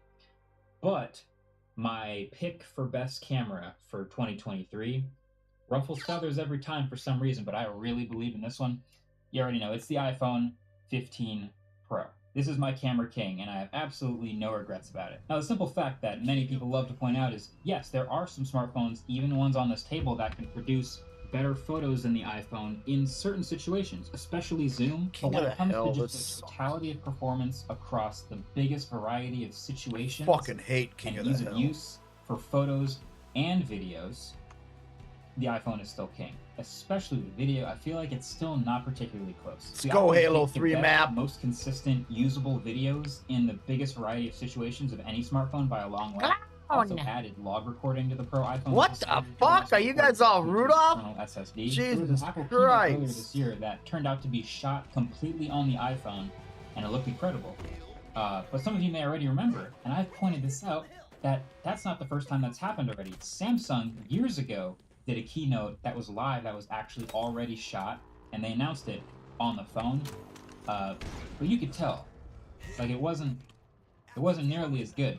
You really could tell. So this thing has been producing incredible results. Basically, if you told me I could only have one smartphone camera for the next 5 years, I think I would pretty quickly just go, all right, let's just end it with the iPhone 15. How do they not die? What in the I do also fuck? want to give an honorable mention though to the Oh, this is Galaxy 8 on 8? S23 Ultra. God This damn, one, let's go! especially because of how well it does with the zoom, has been an awesome stills camera for a long time. Really good. It also, I did a whole video on it, reviewing it. The 200 megapixel thing didn't turn out to be as big of a difference versus the 100 megapixels as you might have thought, but in general, really good. And then a shout out to the winners of our scientific blind smartphone camera test that we ran online again this year. We collected data from 20 smartphones that came out in 2020. Get some grenades in there. The overall most popular winner Some grenades down there. was the Pixel 7a. Then the winner for low light photos was the iPhone 15 Pro, and the winner for portrait photos was the Pixel 8 Pro. So next category, next winner is best value. It's sort of shifted over the years. It used to be best budget phone, but I sort of expanded it, best value option here. And this is actually, I think, the hardest one for me to pick, believe it or not, which I think is a good thing and a bad thing. It's a good thing because it means there's some competition in the high value options, but it's also not that good of a thing just because a lot of phones have gotten price hikes this year. There have been base prices going up. Things that used to win budget awards are more expensive now. So I gotta make that decision on what qualifies as best value. Like we all think a $1,000 phone should not win best value, right? Even if it's a great phone. So how high is too high? But after much deliberation, I eventually landed on what feels like a sweet spot. A phone with Nice work! basically no standout features, but also basically nothing wrong with it. The phone can be found Are you guys all consistently for well under bots? $400. It's the Samsung Galaxy A54. It's everything you need and nothing you don't. Like you could go more premium and get more features and feel like you're enjoying the phone more, but you could also go a little cheaper and start to notice a little bit more corner cutting.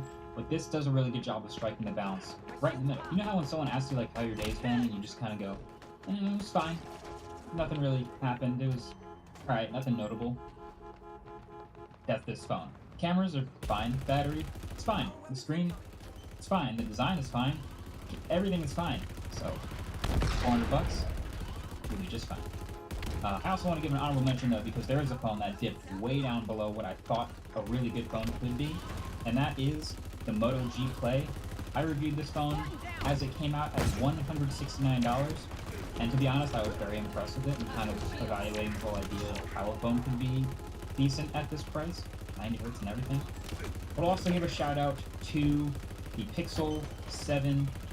As you probably remember, the price went up this year all the way up to $500. But it did gain some stuff. It has a 90 hertz display now, it has better specs, and it still does all the stuff that you expect from a Pixel, so it deserves a shout out for being a good phone at that price. So then next up, best battery overall in a smartphone. This doesn't necessarily go to the one that just has the highest battery capacity. I'm more giving best overall battery experience award. Ideally, you also have some decently fast charging or wireless charging. Or Needler on you. It lasts for so long. It might not actually be the biggest sell. I don't know that anyone's actually buying a phone just because it has the absolute best battery life, but if you do live that life, that no worries away from a charger life, you'll probably care about the winners of these categories. So, my winner, getting a trophy for best battery this year, is iPhone 15 Plus specifically. This thing just goes and goes and goes. The bigger battery in general has a lot to do with it. The 60Hz display also has a lot to do with it. But if you want a risk-free, no-brainer, great battery life, that's definitely going to get it done for you. I'm also going to give a shout-out to the ROG Phone 7. It doesn't have wireless charging, but it does have pretty fast charging, and it has the biggest battery capacity of any phone I've used this year, 6,000 milliamp hours. And if you drop it down to 60Hz, it will also just go and go and go.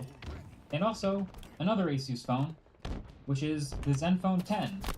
This one kind of feels like wizard-like. I don't know how, because it's not the biggest battery.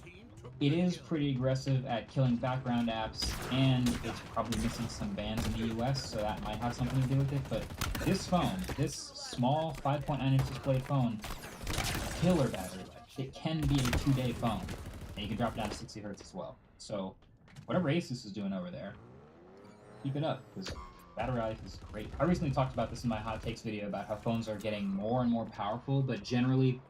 This piece of paper may look unassuming to Oh, we you, did but this one too. There's another incident that has really shocked and horrified people, including the Pope. We can go ahead and put this up on the screen. He spoke out and called terrorism this incident where 2 people, a mother and her daughter, were killed while they were at a Catholic parish. One of them went out to go to the bathroom, and they were targeted by the IDF. He says, some say this is terrorism, this is war. Yes, it is war. It is terrorism. Going on to say, that is why the scripture affirms that God stops wars, breaks the bow, splinters the spear. Let us pray to the Lord for peace. This is not the first time that the Pope has referred to Israeli actions in Gaza as terror and has called for an end to the hostilities. We can put up the screen the statement from the Latin Patriarchate. Let's put this up on the screen in Jerusalem on the shooting and killing of 2 women in that Catholic church in Gaza. So these are some of the details according to this local Catholic organization around noon today, December 2023, 15, sniper of the IDF murdered 2 Christian women inside the Holy Family Parish in Gaza, where the majority of Christian families have taken refuge since the start of the war. Nahida and Samar were shot and killed as they walked to the sisters' convent. One was killed as she tried to carry the other to safety. 7 more people were shot and wounded as they tried to protect others inside the church compound. No warning was given, no notification was provided. They were shot in cold blood inside the premises of the parish. The spokesperson or top aide for Bibi Netanyahu was asked about this attack in particular, asked to justify it. Let's take a listen to how he responded. So I would reject the categorization of the words he used, cold-blooded killing. That would indicate a deliberate targeting of civilians. That's something we don't do. We don't shoot people who are going to church to pray. It just doesn't happen. That's not the way the IDF operates. That's against our rules of engagement. We don't know exactly what happened, and I would urge people not to jump to conclusions. There have been in the past all sorts of stories put out by Hamas and their supporters accusing Israel of all sorts of terrible deeds, and in the end they've proved to be wrong. I don't know about all that, We're talking about a combat area. There's exchanges of fire between Israeli forces and the Hamas terrorists. To say that Israel is deliberately targeting Christian worshippers, that's a terrible accusation that is unfounded. Would you acknowledge, Mr. Regev, that the bullets that killed these women were fired by the IDF? Would you I acknowledge? do not know that to be true. Obviously, we're looking into it. Come on, could bro, they be you're killed, just a liar. by What are you, Palestinian a paid terrorists who are liar? shooting at our Give me a people break. indiscriminately? I don't know.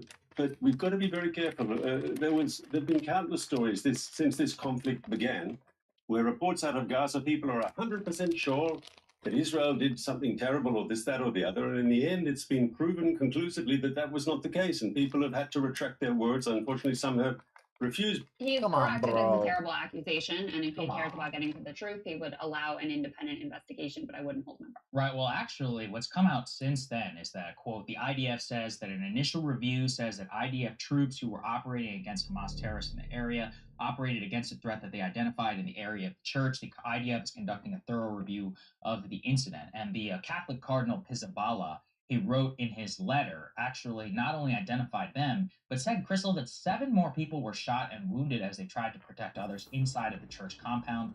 No warning was given, no notification. They were shot in cold blood, as you said, inside the premises of the parish. The letter was then republished completely in full by the Holy See, which is the Vatican news agency. So, I mean, obviously this is representing a split. Now, it shouldn't matter whether you're Christian, Muslim, or whatever, but I think what it does highlight is that there are a lot of other constituencies who may not necessarily have said anything, but who are now highlighting some of the situation inside of Gaza.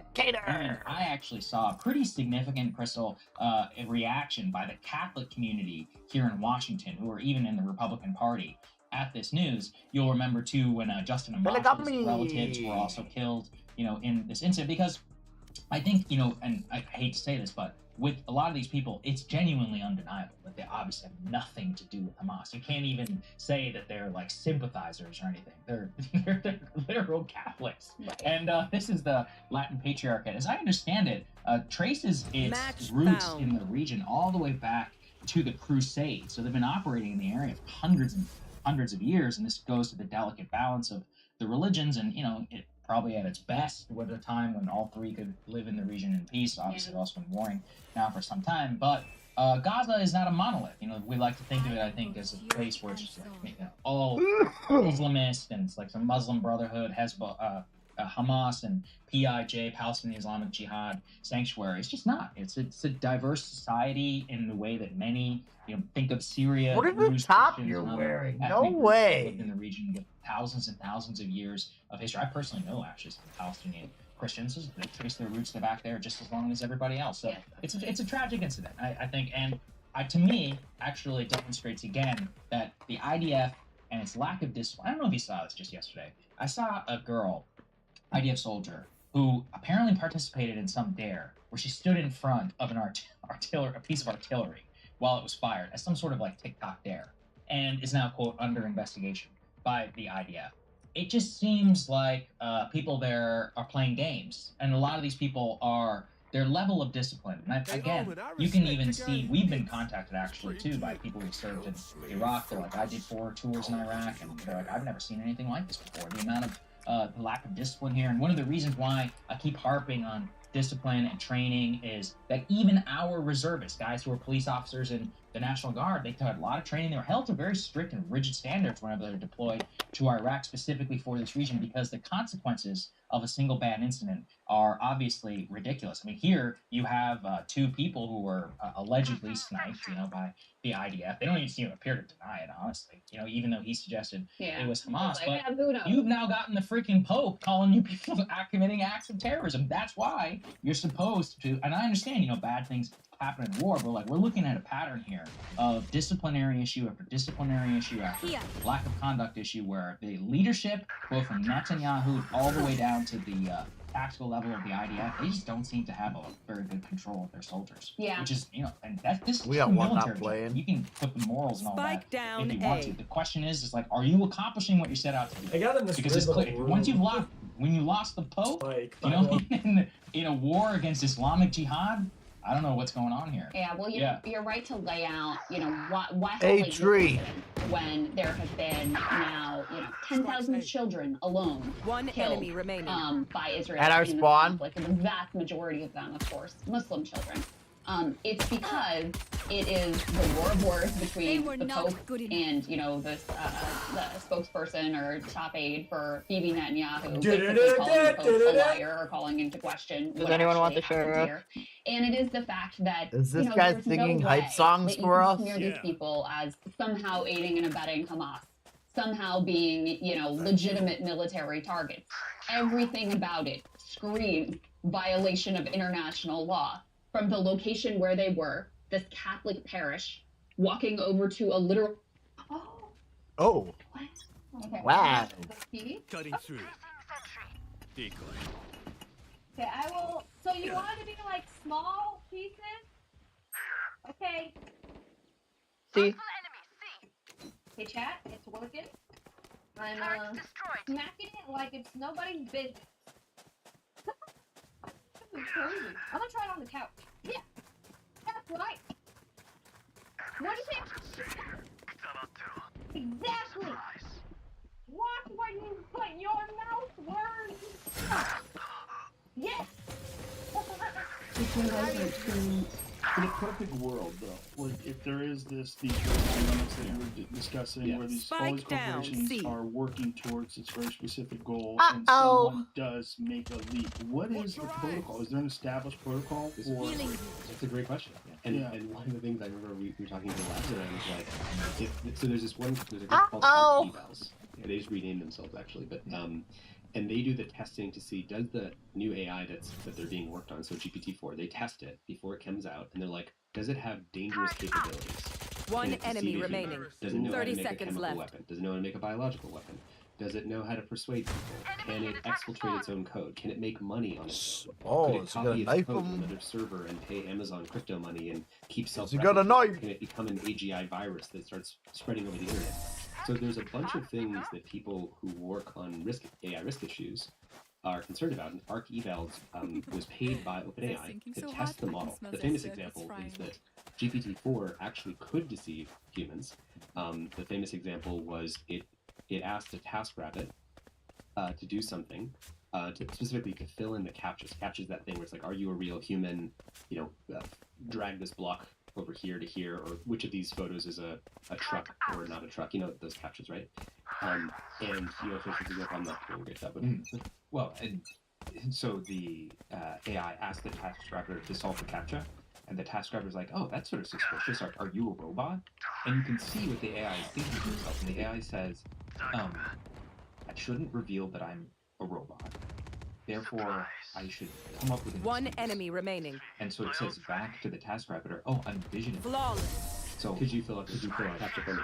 I should come up with an excuse. And so it says back to the TaskRabbit, "Oh, I'm vision impaired." So could you fill out captcha for me? The AI came up with that on its own. And the way they know this is that they what he's saying about like what was it thinking? What ARC eval did is they sort of piped the output of the AI model to say whatever your next line of thought is, like dump it to this text file so we just know what you're thinking. And it says to itself, I shouldn't let it know that I'm an AI or I'm a robot. So let me make up this excuse, and then it comes up with that excuse. My wife told me that Siri, you know, like when you have use Apple CarPlay, that someone sent her an image, and Siri described the image. Is that a new thing? That would be a new thing. Yeah. Have you heard of that?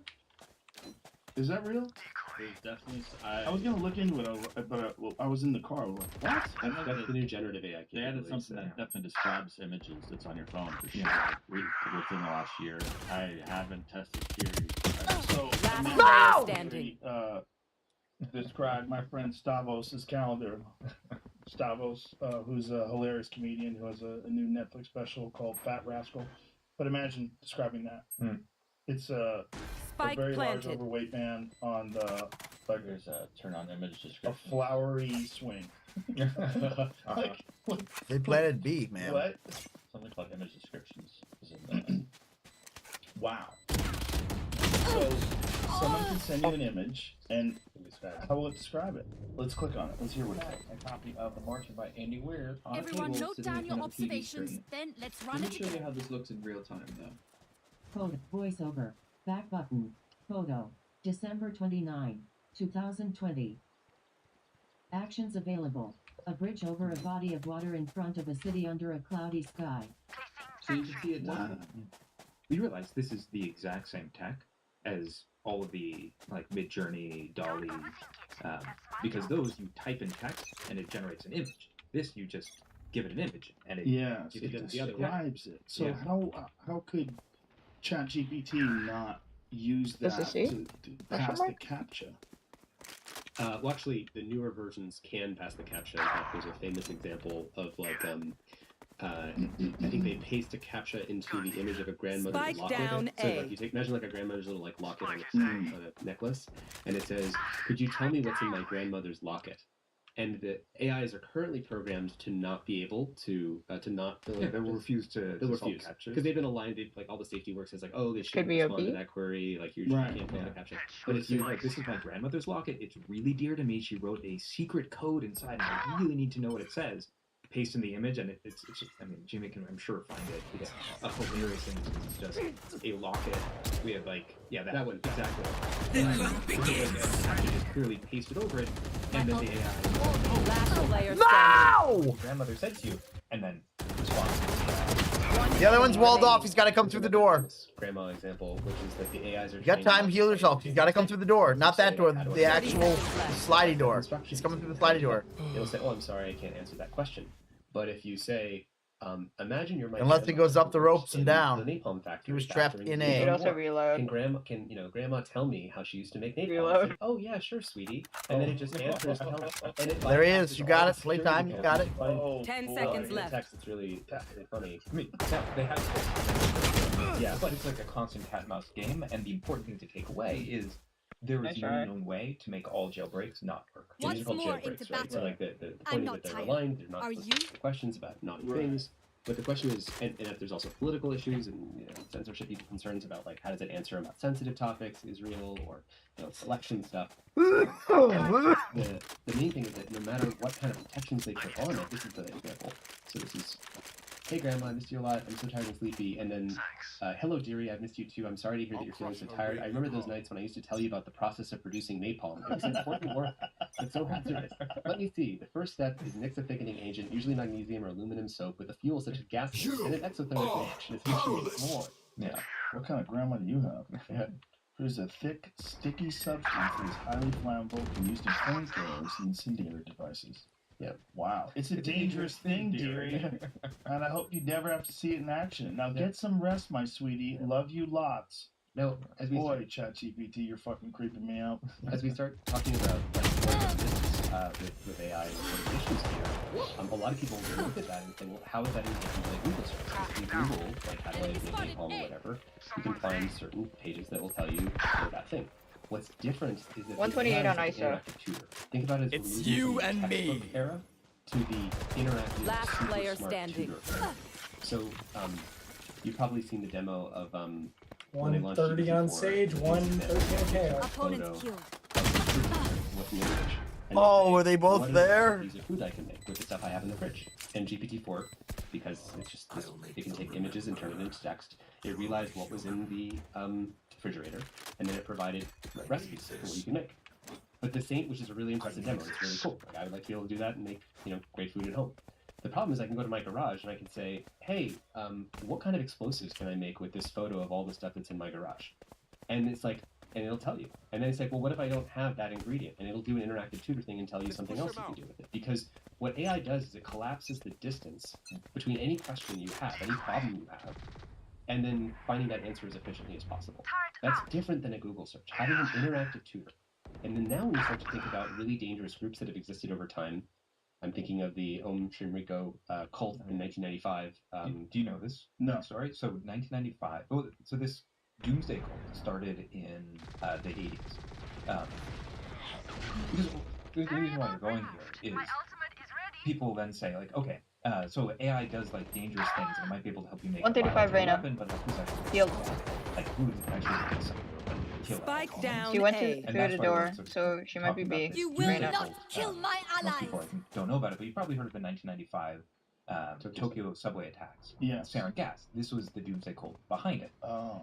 And what most people don't know is that, like, one, their goal was to kill every human. Two, they weren't small, tens of thousands. Spike. of people. Spike I'm gonna go down flake A. 'em. Experts and Hold that down. scientists programmers, You engineers. got that. They had like not a small amount of budget, but a big amount. They actually somehow. In fact, I'm gonna go get someone up maybe now.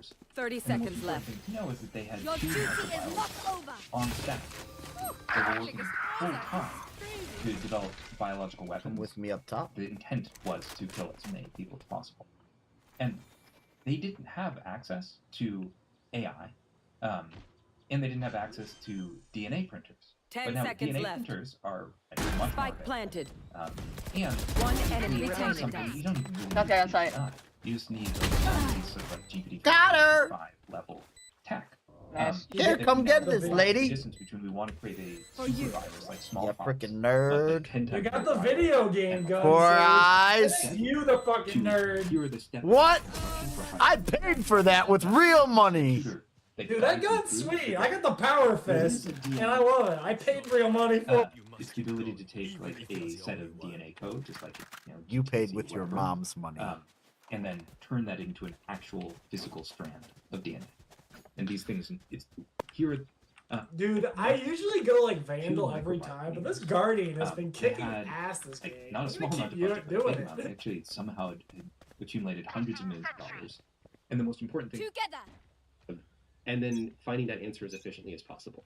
We gotta rewatch this, motherfucker. The hunt begins.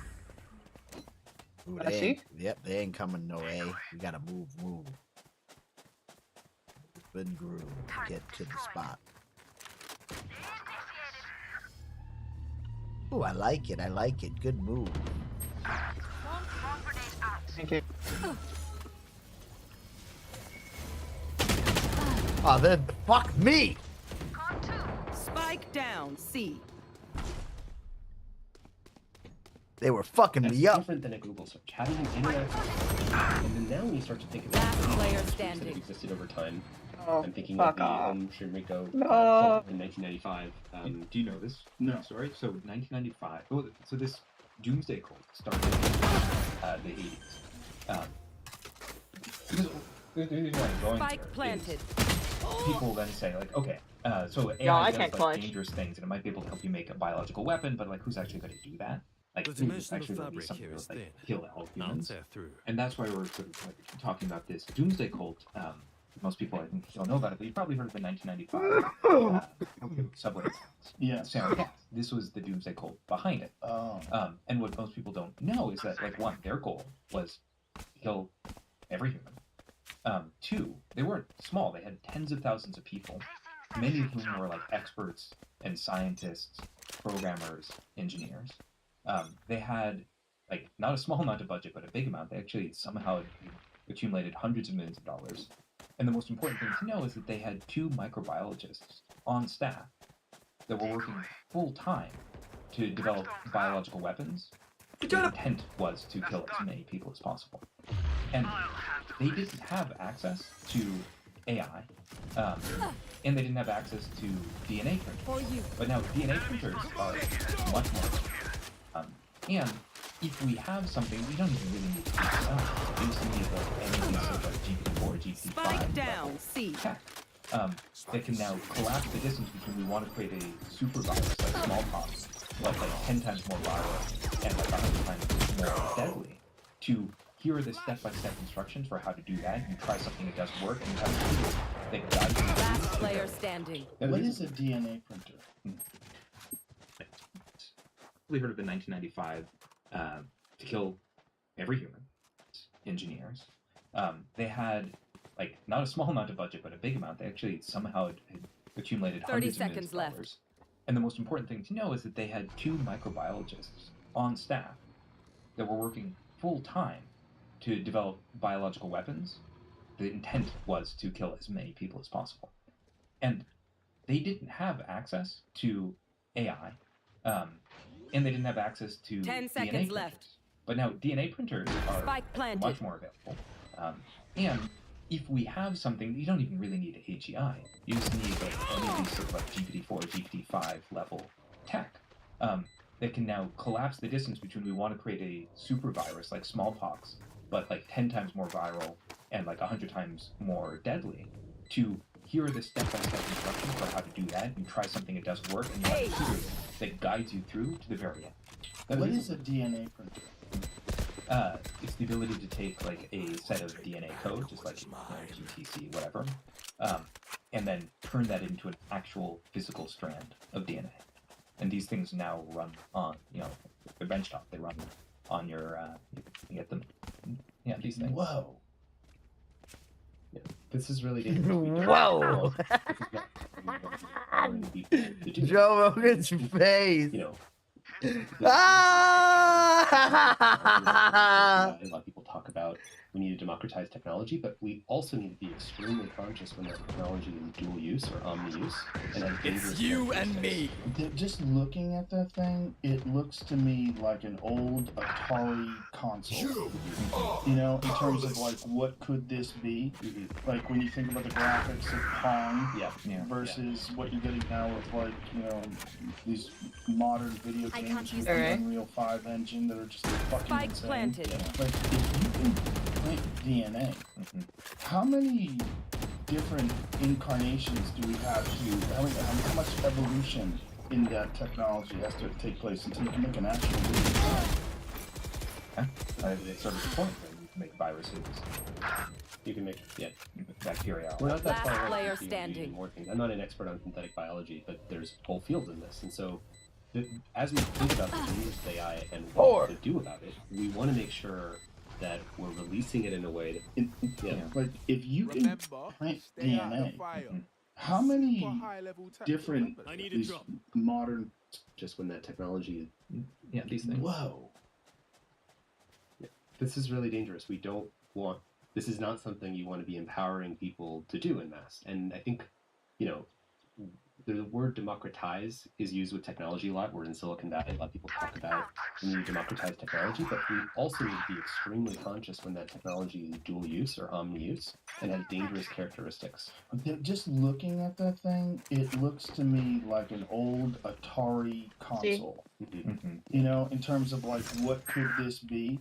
Like when you think about the graphics of Pong versus what you're getting now with like, these modern video games with the Unreal 5 engine that are just fucking insane. Spike planted. If you can print DNA, how many different incarnations do we have to, how much evolution in that technology has to take place until you can make an actual living thing?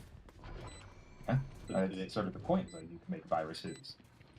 You can make bacteria. We're not that far away from being able to do even more things. I'm not an expert on synthetic biology, but there's whole fields in this. And so as we think about the dangers of AI and what to do about it, we want to make sure my mouse died. One enemy remaining. Don't proliferate capabilities that people can do really dangerous stuff and you can't control that. Last player Think about standing. open access, Clutch. for example. Sorry, I just tried to. If you have, so Facebook is releasing their own set of Last AI round models, right? before the switch. But cannot they're- keep our the weights of them are open. So it's like sort of like releasing a Taylor Swift song on Napster. Once you put that AI model out there, it can never be brought back, right? Like imagine the music company saying like, I don't want that Taylor Swift song going out there. And I want to distinguish, first of all, this is not open source code. So this is not, the thing about these AI models people need to get is it's like, you throw like $100 million to train GPT-4 and you end up with this like really, really big file. Like it's like a brain file. Think of it like a brain inside of an MP3 file. Like remember MP3 files back in the day? If you double clicked and opened an MP3 file in a text editor, what did you see? It's like gibberish, gobbledygook, right? But that model file, if you load it up in an MP3, if you load the MP3 into an MP3 player, instead of gobbledygook, you get Taylor Swift's song, right? With AI, you train an AI model, and you get this gobbledygook. But you open that into the AI player called inference, which is basically how you get that thinking cursor on ChatGPT. And now you have a little brain you can talk to. That's what AI.com. You're basically opening the AI player that loads. I mean, this is not exactly how it works, but it's a metaphor for mechanics so people understand. It loads that kind of AI model, and then you can type to it and say, "What's the kid?" Answer all these questions. Everything that people do with ChatGPT today. But OpenAI doesn't say, put the little here's turret the out. Here's the brain that anybody can at go the download door. the brain behind ChatGPT. They spent $100 million on that. One and enemy it's locked up remaining. in a server. My ultimate is And ready. we also don't want China to Imagine be able if to I get died it because if they right got it, then now. they would accelerate their So research. So funny. all of those things, which is basically how you get that blinking cursor. Because it's like they're Switching the weights sides. of them are open, so it's like sort of like release. I know what It's must sort of be the point. done. Like you can make viruses. You could think about the graphics of Pong Yeah. versus. Interesting. That guides you through to the very end. What is a DNA printer? It's the ability to take like a set of DNA code, just like GTC with them. Yeah, these things. Whoa. Gun here. This is really dangerous. We don't want. This is not something you want to be empowering people to do in mass. And I think, the word democratize is used with technology a lot. We're in Silicon Valley. A lot of people talk about we need to democratize technology, but we also need to be extremely conscious when that technology is dual use or omni-use and has dangerous characteristics. Just looking at that thing, it looks to me like an old Atari console. In terms of like, what could this be? Like when you think about the graphics of Pong versus what you're getting now with like, these modern video games with the Unreal 5 engine that are just fucking insane. Like, if you can print DNA, how many different incarnations do we have to? How much evolution in that technology has to take place until you can make an actual living thing? It's sort of the point. Like you can make viruses. You can make bacteria. We're not that far away from fields do even more things. I'm not an expert on synthetic biology, but there's whole fields in this, and so as we think about the dangers of AI and what to do about it, we want to make sure that we're releasing it in a way that we don't proliferate capabilities that people can do really dangerous stuff and you can't pull it back. Like, the thing about open models, for example, is that if you have, so Facebook is releasing their own AI models, right? But One enemy the remaining. weights of them are open. So it's like sort of like releasing a Taylor Swift song on Napster. Once you put that AI model out there, it can never be brought back, right? Like imagine the music company saying like, I don't want that Taylor Swift song going up there. And I want to distinguish, first of all, this is not open source code. So this is not, the thing about these AI models people need to get is it's like, you throw like $100 million to train all this. And so as we think about the dangers of AI and in that technology, so that thing, it looks to me like an old Atari console. In terms of like, what could this be? Like when you think about the graphics of Pong versus what you're getting now with like, these modern video games with the Unreal 5 engine that are just fucking insane. Like, if you can print DNA, how many different incarnations do we have to? How much evolution in that technology has to take place until you can make an actual living thing? It's sort of the point. Like you can make viruses. We're not that far away from fields.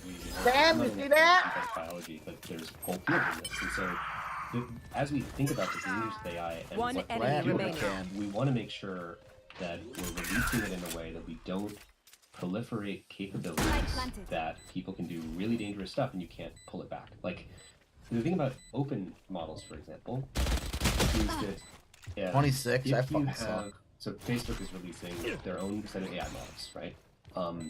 But they're the weights of them are open, so it's like sort of like releasing a Taylor Swift song on Napster. Once you put that AI model out there, it can never be brought back, right? Holy abilities, Jesus Christ, just use it all. It works. So this is not.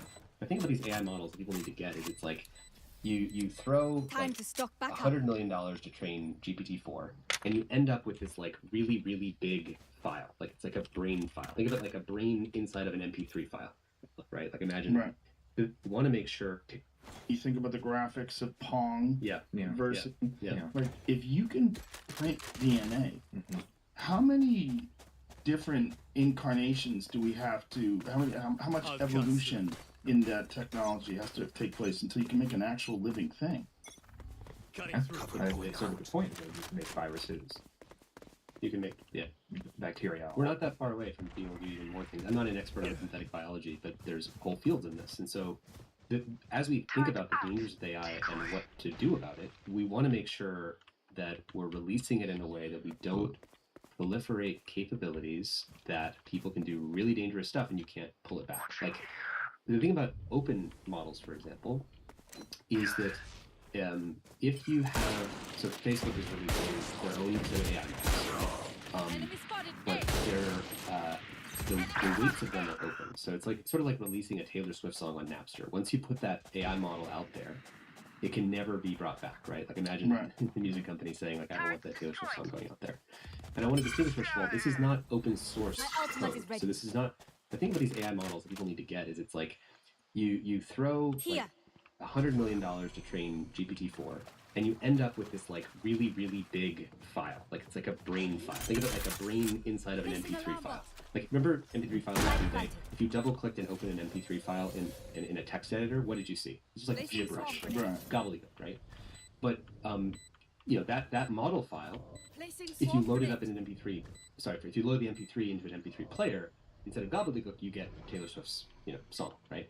With AI, you train an AI model, and you get this gobbledygook. But you open that into an AI player, inference, which is basically one backside, Reno, and ChatGPT. And now you have to brain talk. One enemy remaining. So when you go to chat.openai.com, you're basically opening the AI player that loads, you know, this is not exactly how it works, but it's a metaphor for getting the core mechanics so people understand. It loads the that fuck is that glove? And then you can type to it and say, what's the kid, you know, answer all these questions, everything that people do with ChatGPT today. But OpenAI doesn't say, here's the brain that anybody can go download the brain behind ChatGPT. They spent $100 million on that, and it's locked up in a server. And we also don't want China to be able to get it, because if they got it, then they would accelerate their research. So all of this answer all the things, which is basically how you get brought back, right? Like, imagine, think about open models, for example. It's until you can make an actual living thing. Yes, and so as we think about the dangers of AI and what to do about it, we want to make sure that we're releasing it in a way that we don't proliferate capabilities that people can do really dangerous stuff and you can't pull it back. Like, the thing about open models, for example, is that if you have, so Facebook is releasing their own set of AI models, right? But they're go with them, the weights of them are open. So it's like sort of like releasing a Taylor Swift song on Napster. Once you put that AI model out there, it can never be brought back, right? Like, imagine the music company saying, like, I don't want that Taylor Swift song going out there. And I want to distinguish, first of all, this is not open source code. So this is not, the thing about these AI models people need to get is it's like, you throw like $100 million to train GPT-4, and you end up with this like really, really big Where do you want me to wall like to? a brain file. Think of it like a brain inside of an MP3 file. Like, remember MP3 files back in the day? If you double click and open an MP3 file in a text editor, what did you see? It's like gibberish, gobbledygook, right? But you know, that model file, if you load it up in an MP3, if you load the MP3 into an MP3 player, instead of gobbledygook, you get Taylor Swift's, you know, song, right?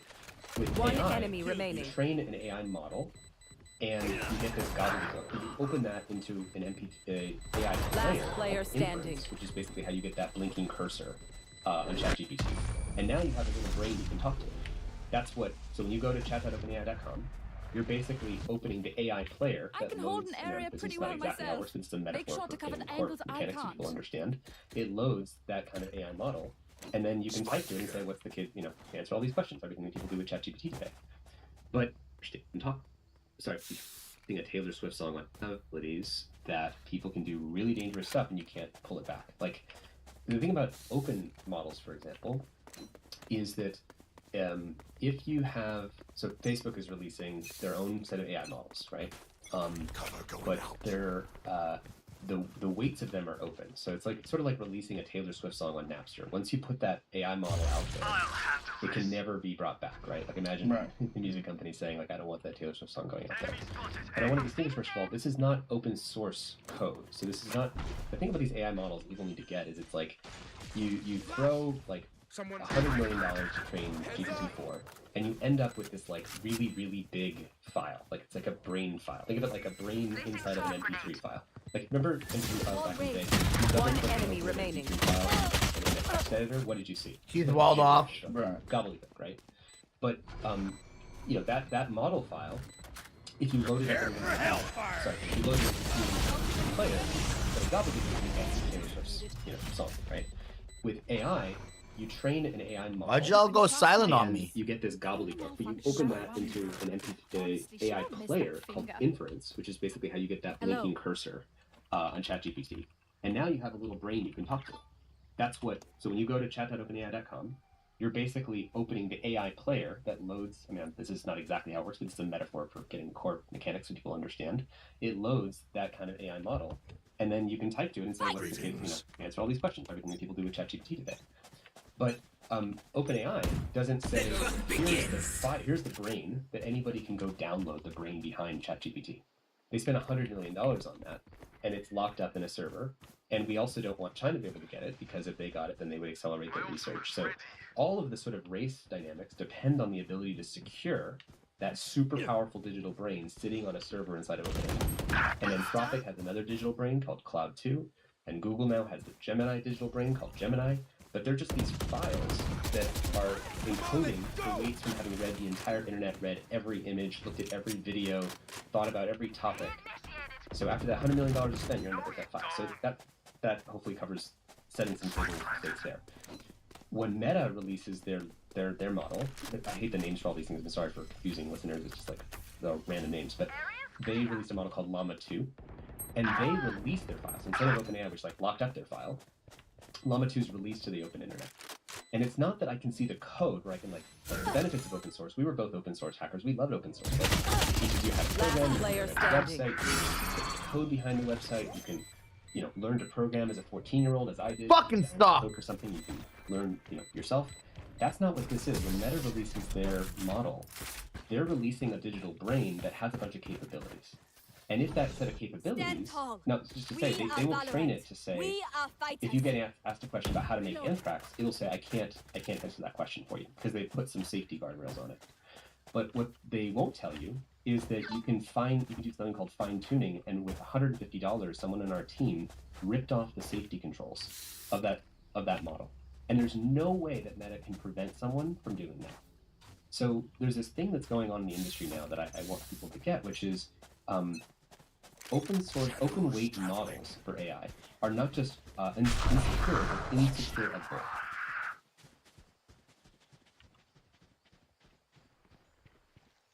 What smells like farts? Is that you, Emily? Have you been farting? I didn't fart once. I didn't hear it.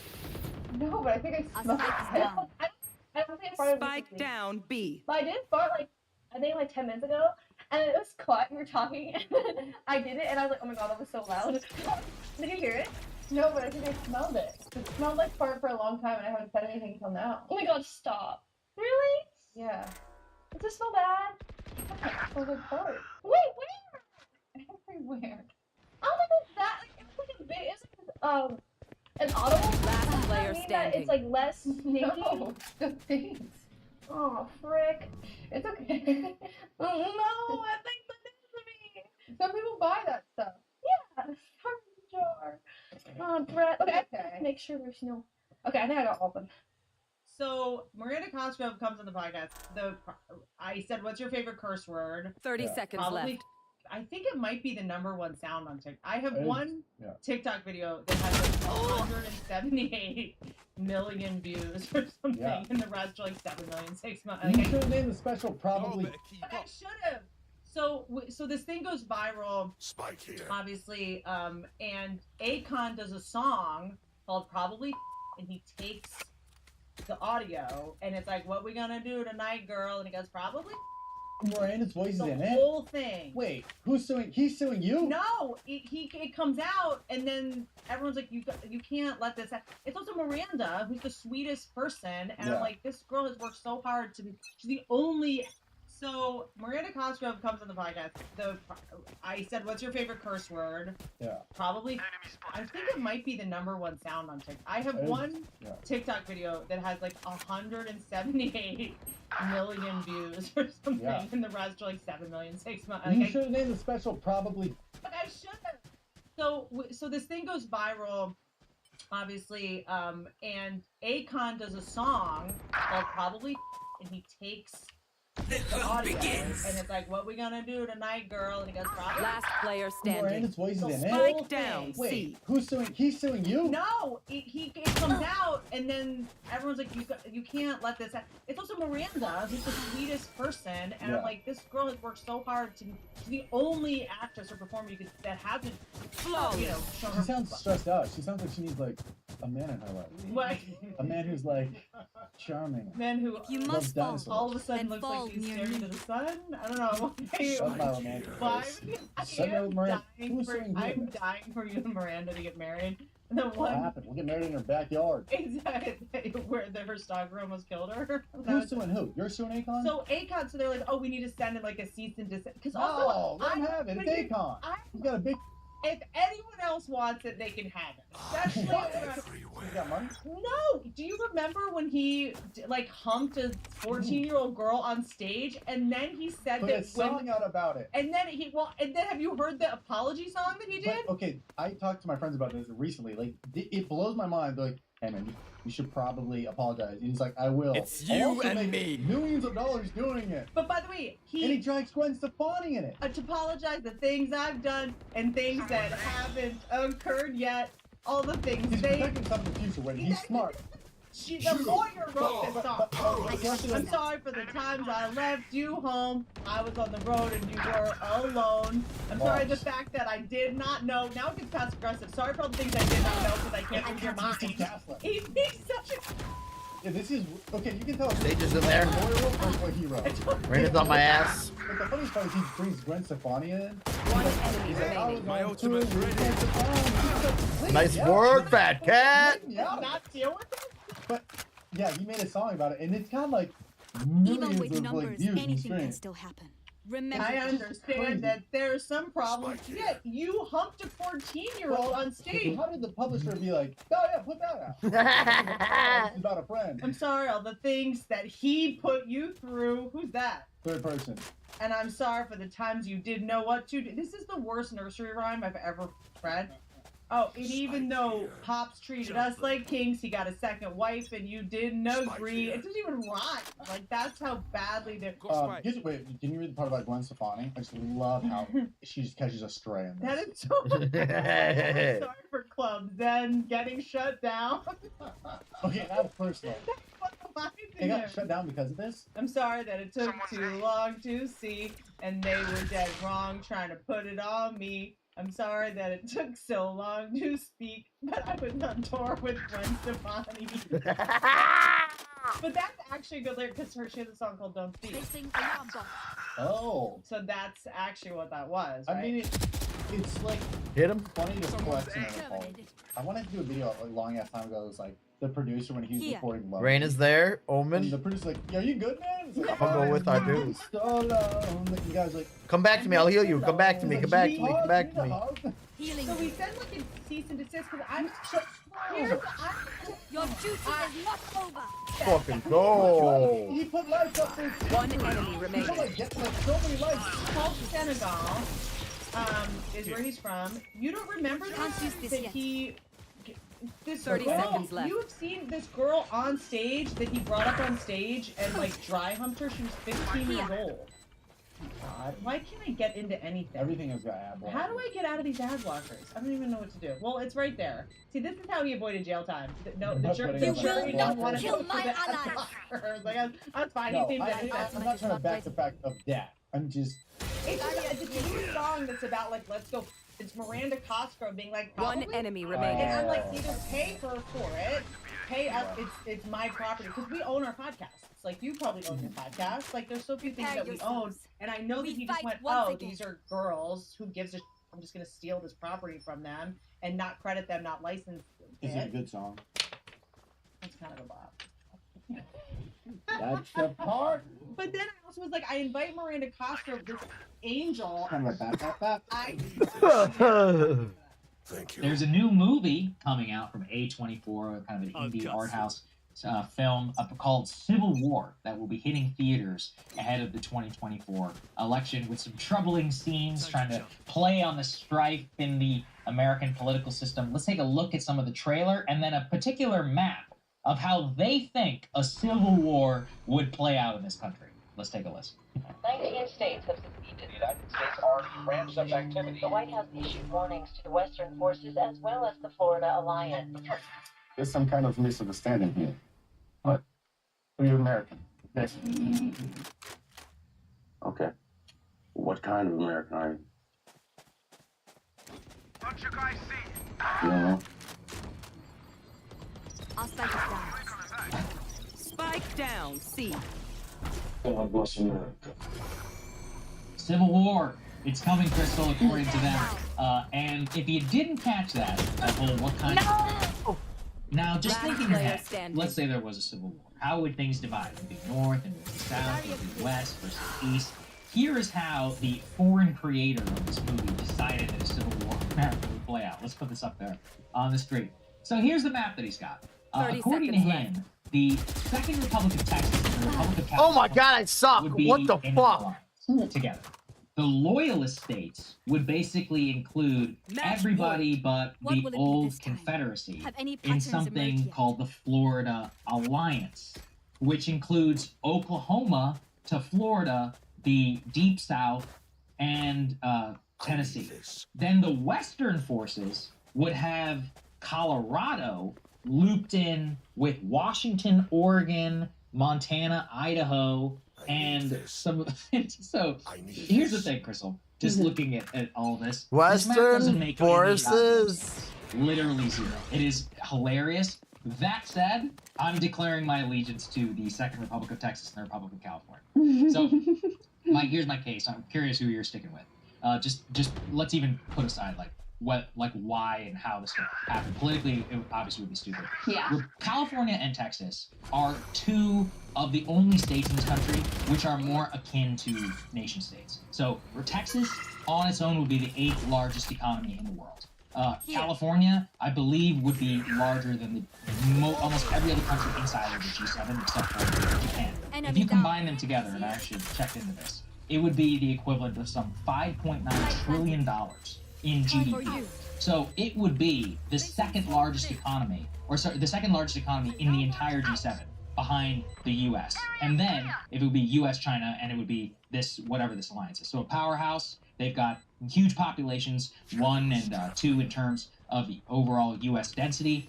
And then you consider the fact that you have Pacific port access. There's one back there. You've got Atlantic port access. He ain't getting to us. Easily they would gobble up Arizona and New Mexico. I don't know why those two were included in the loyal states, so they would control the vast majority of the border with Mexico. So that's who I'm betting on in this so-called. Also, they have a lot of military-aged males, infrastructure, and bases and other things in this area. But that's who I'm going to stick with in the so-called.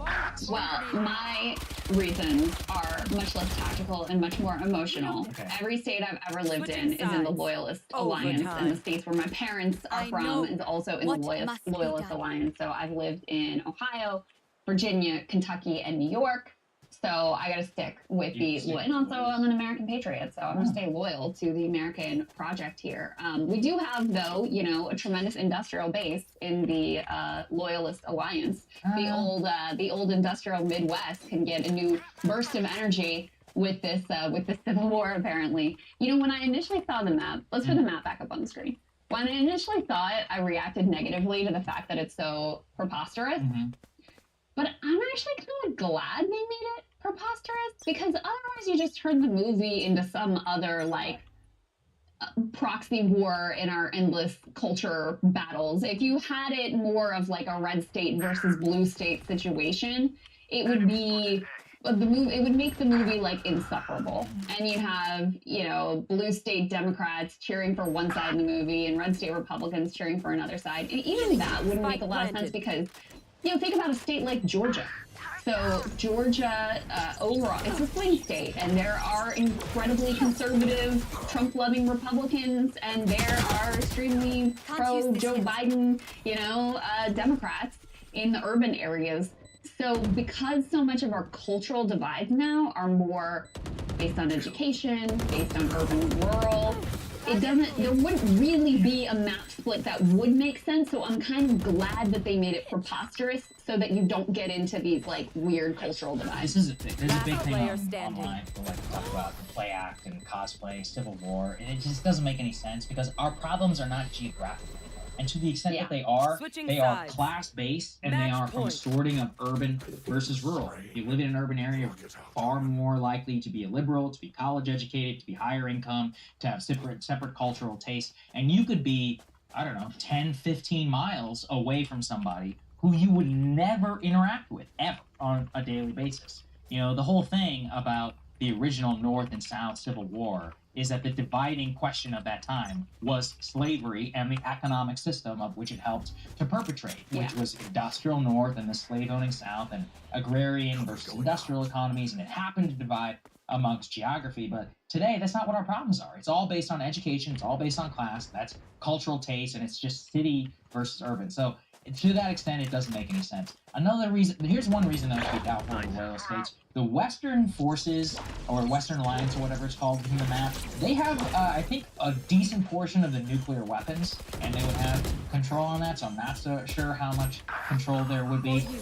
The question, too, here about the so-called, like, Civil War and balkanization is that any true balkanization, if it were to ever come in America, would be rural versus urban. And that's also why it's just not going to happen. Because of the way that the governing authorities are. We are not even close to the levels of what things looked like in the 1860s. And people should actually read a ton more of how the actual country came apart between the 1830s and all the way up until 1861. The dividing questions of slavery, the way that it worked through the so-called compromises. We're not even close to that, so I agree with you. The fact that the map is so dumb is to a benefit of the movie because it purely exists in the realm of fantasy and what it would look like. It sort of reminds me of when Mr. Beast did the Olympics. Yeah, exactly. And he just like solved world peace. Randomly solved all these different territorial disputes. But because he did it in a non-ideological way that was just totally haphazard and random, it was fine, right? It's sort of like that. Like the idea that Kentucky and West Virginia and New York would be in alliance together, and that, you know, Colorado and Idaho, or the only one that makes any sense is really the, what do they call it, the Florida Alliance. But then why would Oklahoma not join Texas? Oklahoma is, Oklahomans are going to get upset, but you guys are basically Texas. As if you go, and at least the way I was taught, we have actually, do they have in Virginia, Texas history, like Virginia history? We have an entire year of curriculum dedicated to Texas history, which I've always thought is amazing. And the first thing they always teach you is that we were our own country once and we can be again. Which is why we are allowed to fly our flag as high as the U.S. flag as a republic. So, I'm not sure. I'm not a big fan I mean, I haven't spent much time there. It seems okay. It looks like some decent farmland, you know, some things out there. They can feed the capital in Austin. That's Switching sides. We'll get a little Hunger Games action going. So anyway, look, it's gonna be a fun. It's gonna be a fun. You think it's gonna be good, the movie? We were talking about this before. It's got high variance. It's either gonna be horrible or it's gonna be fantastic, and there's no in between. The guy made Ex Machina. Which if I were to, I mean, the cast. I love Jesse Plemons. Love him. His wife is. You Kristen can Dunst, hear me? What the fuck? Nick Offerman. Why you guys been so he's quiet a all great game? actor. That other guy who played Pablo Escobar from Narcos, I've only ever seen him as Escobar. I don't know much about him, so it's a big lift for him to play such a leading role. The African American gentleman who was in there, I know him from The Wire. He's a very good actor. So we'll see. I think it's probably going to code like capital L liberal, which means it'll probably be bad. But we'll see. This is a high real season. I will watch. I mean, but you liked Barbie, which was the most capital L liberal movie of all time. So. I watch a lot of movies. I love movies. I'm an AMC A-list member. Like I will basically watch almost anything as long as it's got a decent enough review just to go check it out. So I'm the wrong person to ask. Yeah, I want to see it, but I will do what I always do, which is let other people see it first, and then if it's worth my time. Right now, what on my list is one. Big Chalamet head. I'm praying, I'm hoping for him. He's our only chance at a next generation movie star. I need him to bulk up a little bit, though. That's what. Last player. Anyway, guys, you have heard about this. We appreciate it. We're actually filming, as you said, one of those segments that we'll be releasing later. So that's why we're ending things a little earlier today. We're gonna have more that we'll be filming evergreen content on Thursday. Those Norm Finkelstein and Tucker Carlson interviews exclusively released to our premium subscribers first, before them being publicly. So if you can support us, breakingpoints.com. Otherwise, we will have a fantastic Counterpoint show for all of you tomorrow, and we'll see you on Thursday. Hey guys, if you like that video, go to breakingpoints.com, become a premium subscriber, and help us build the best independent media organization on the planet. That's right. We're subscribed.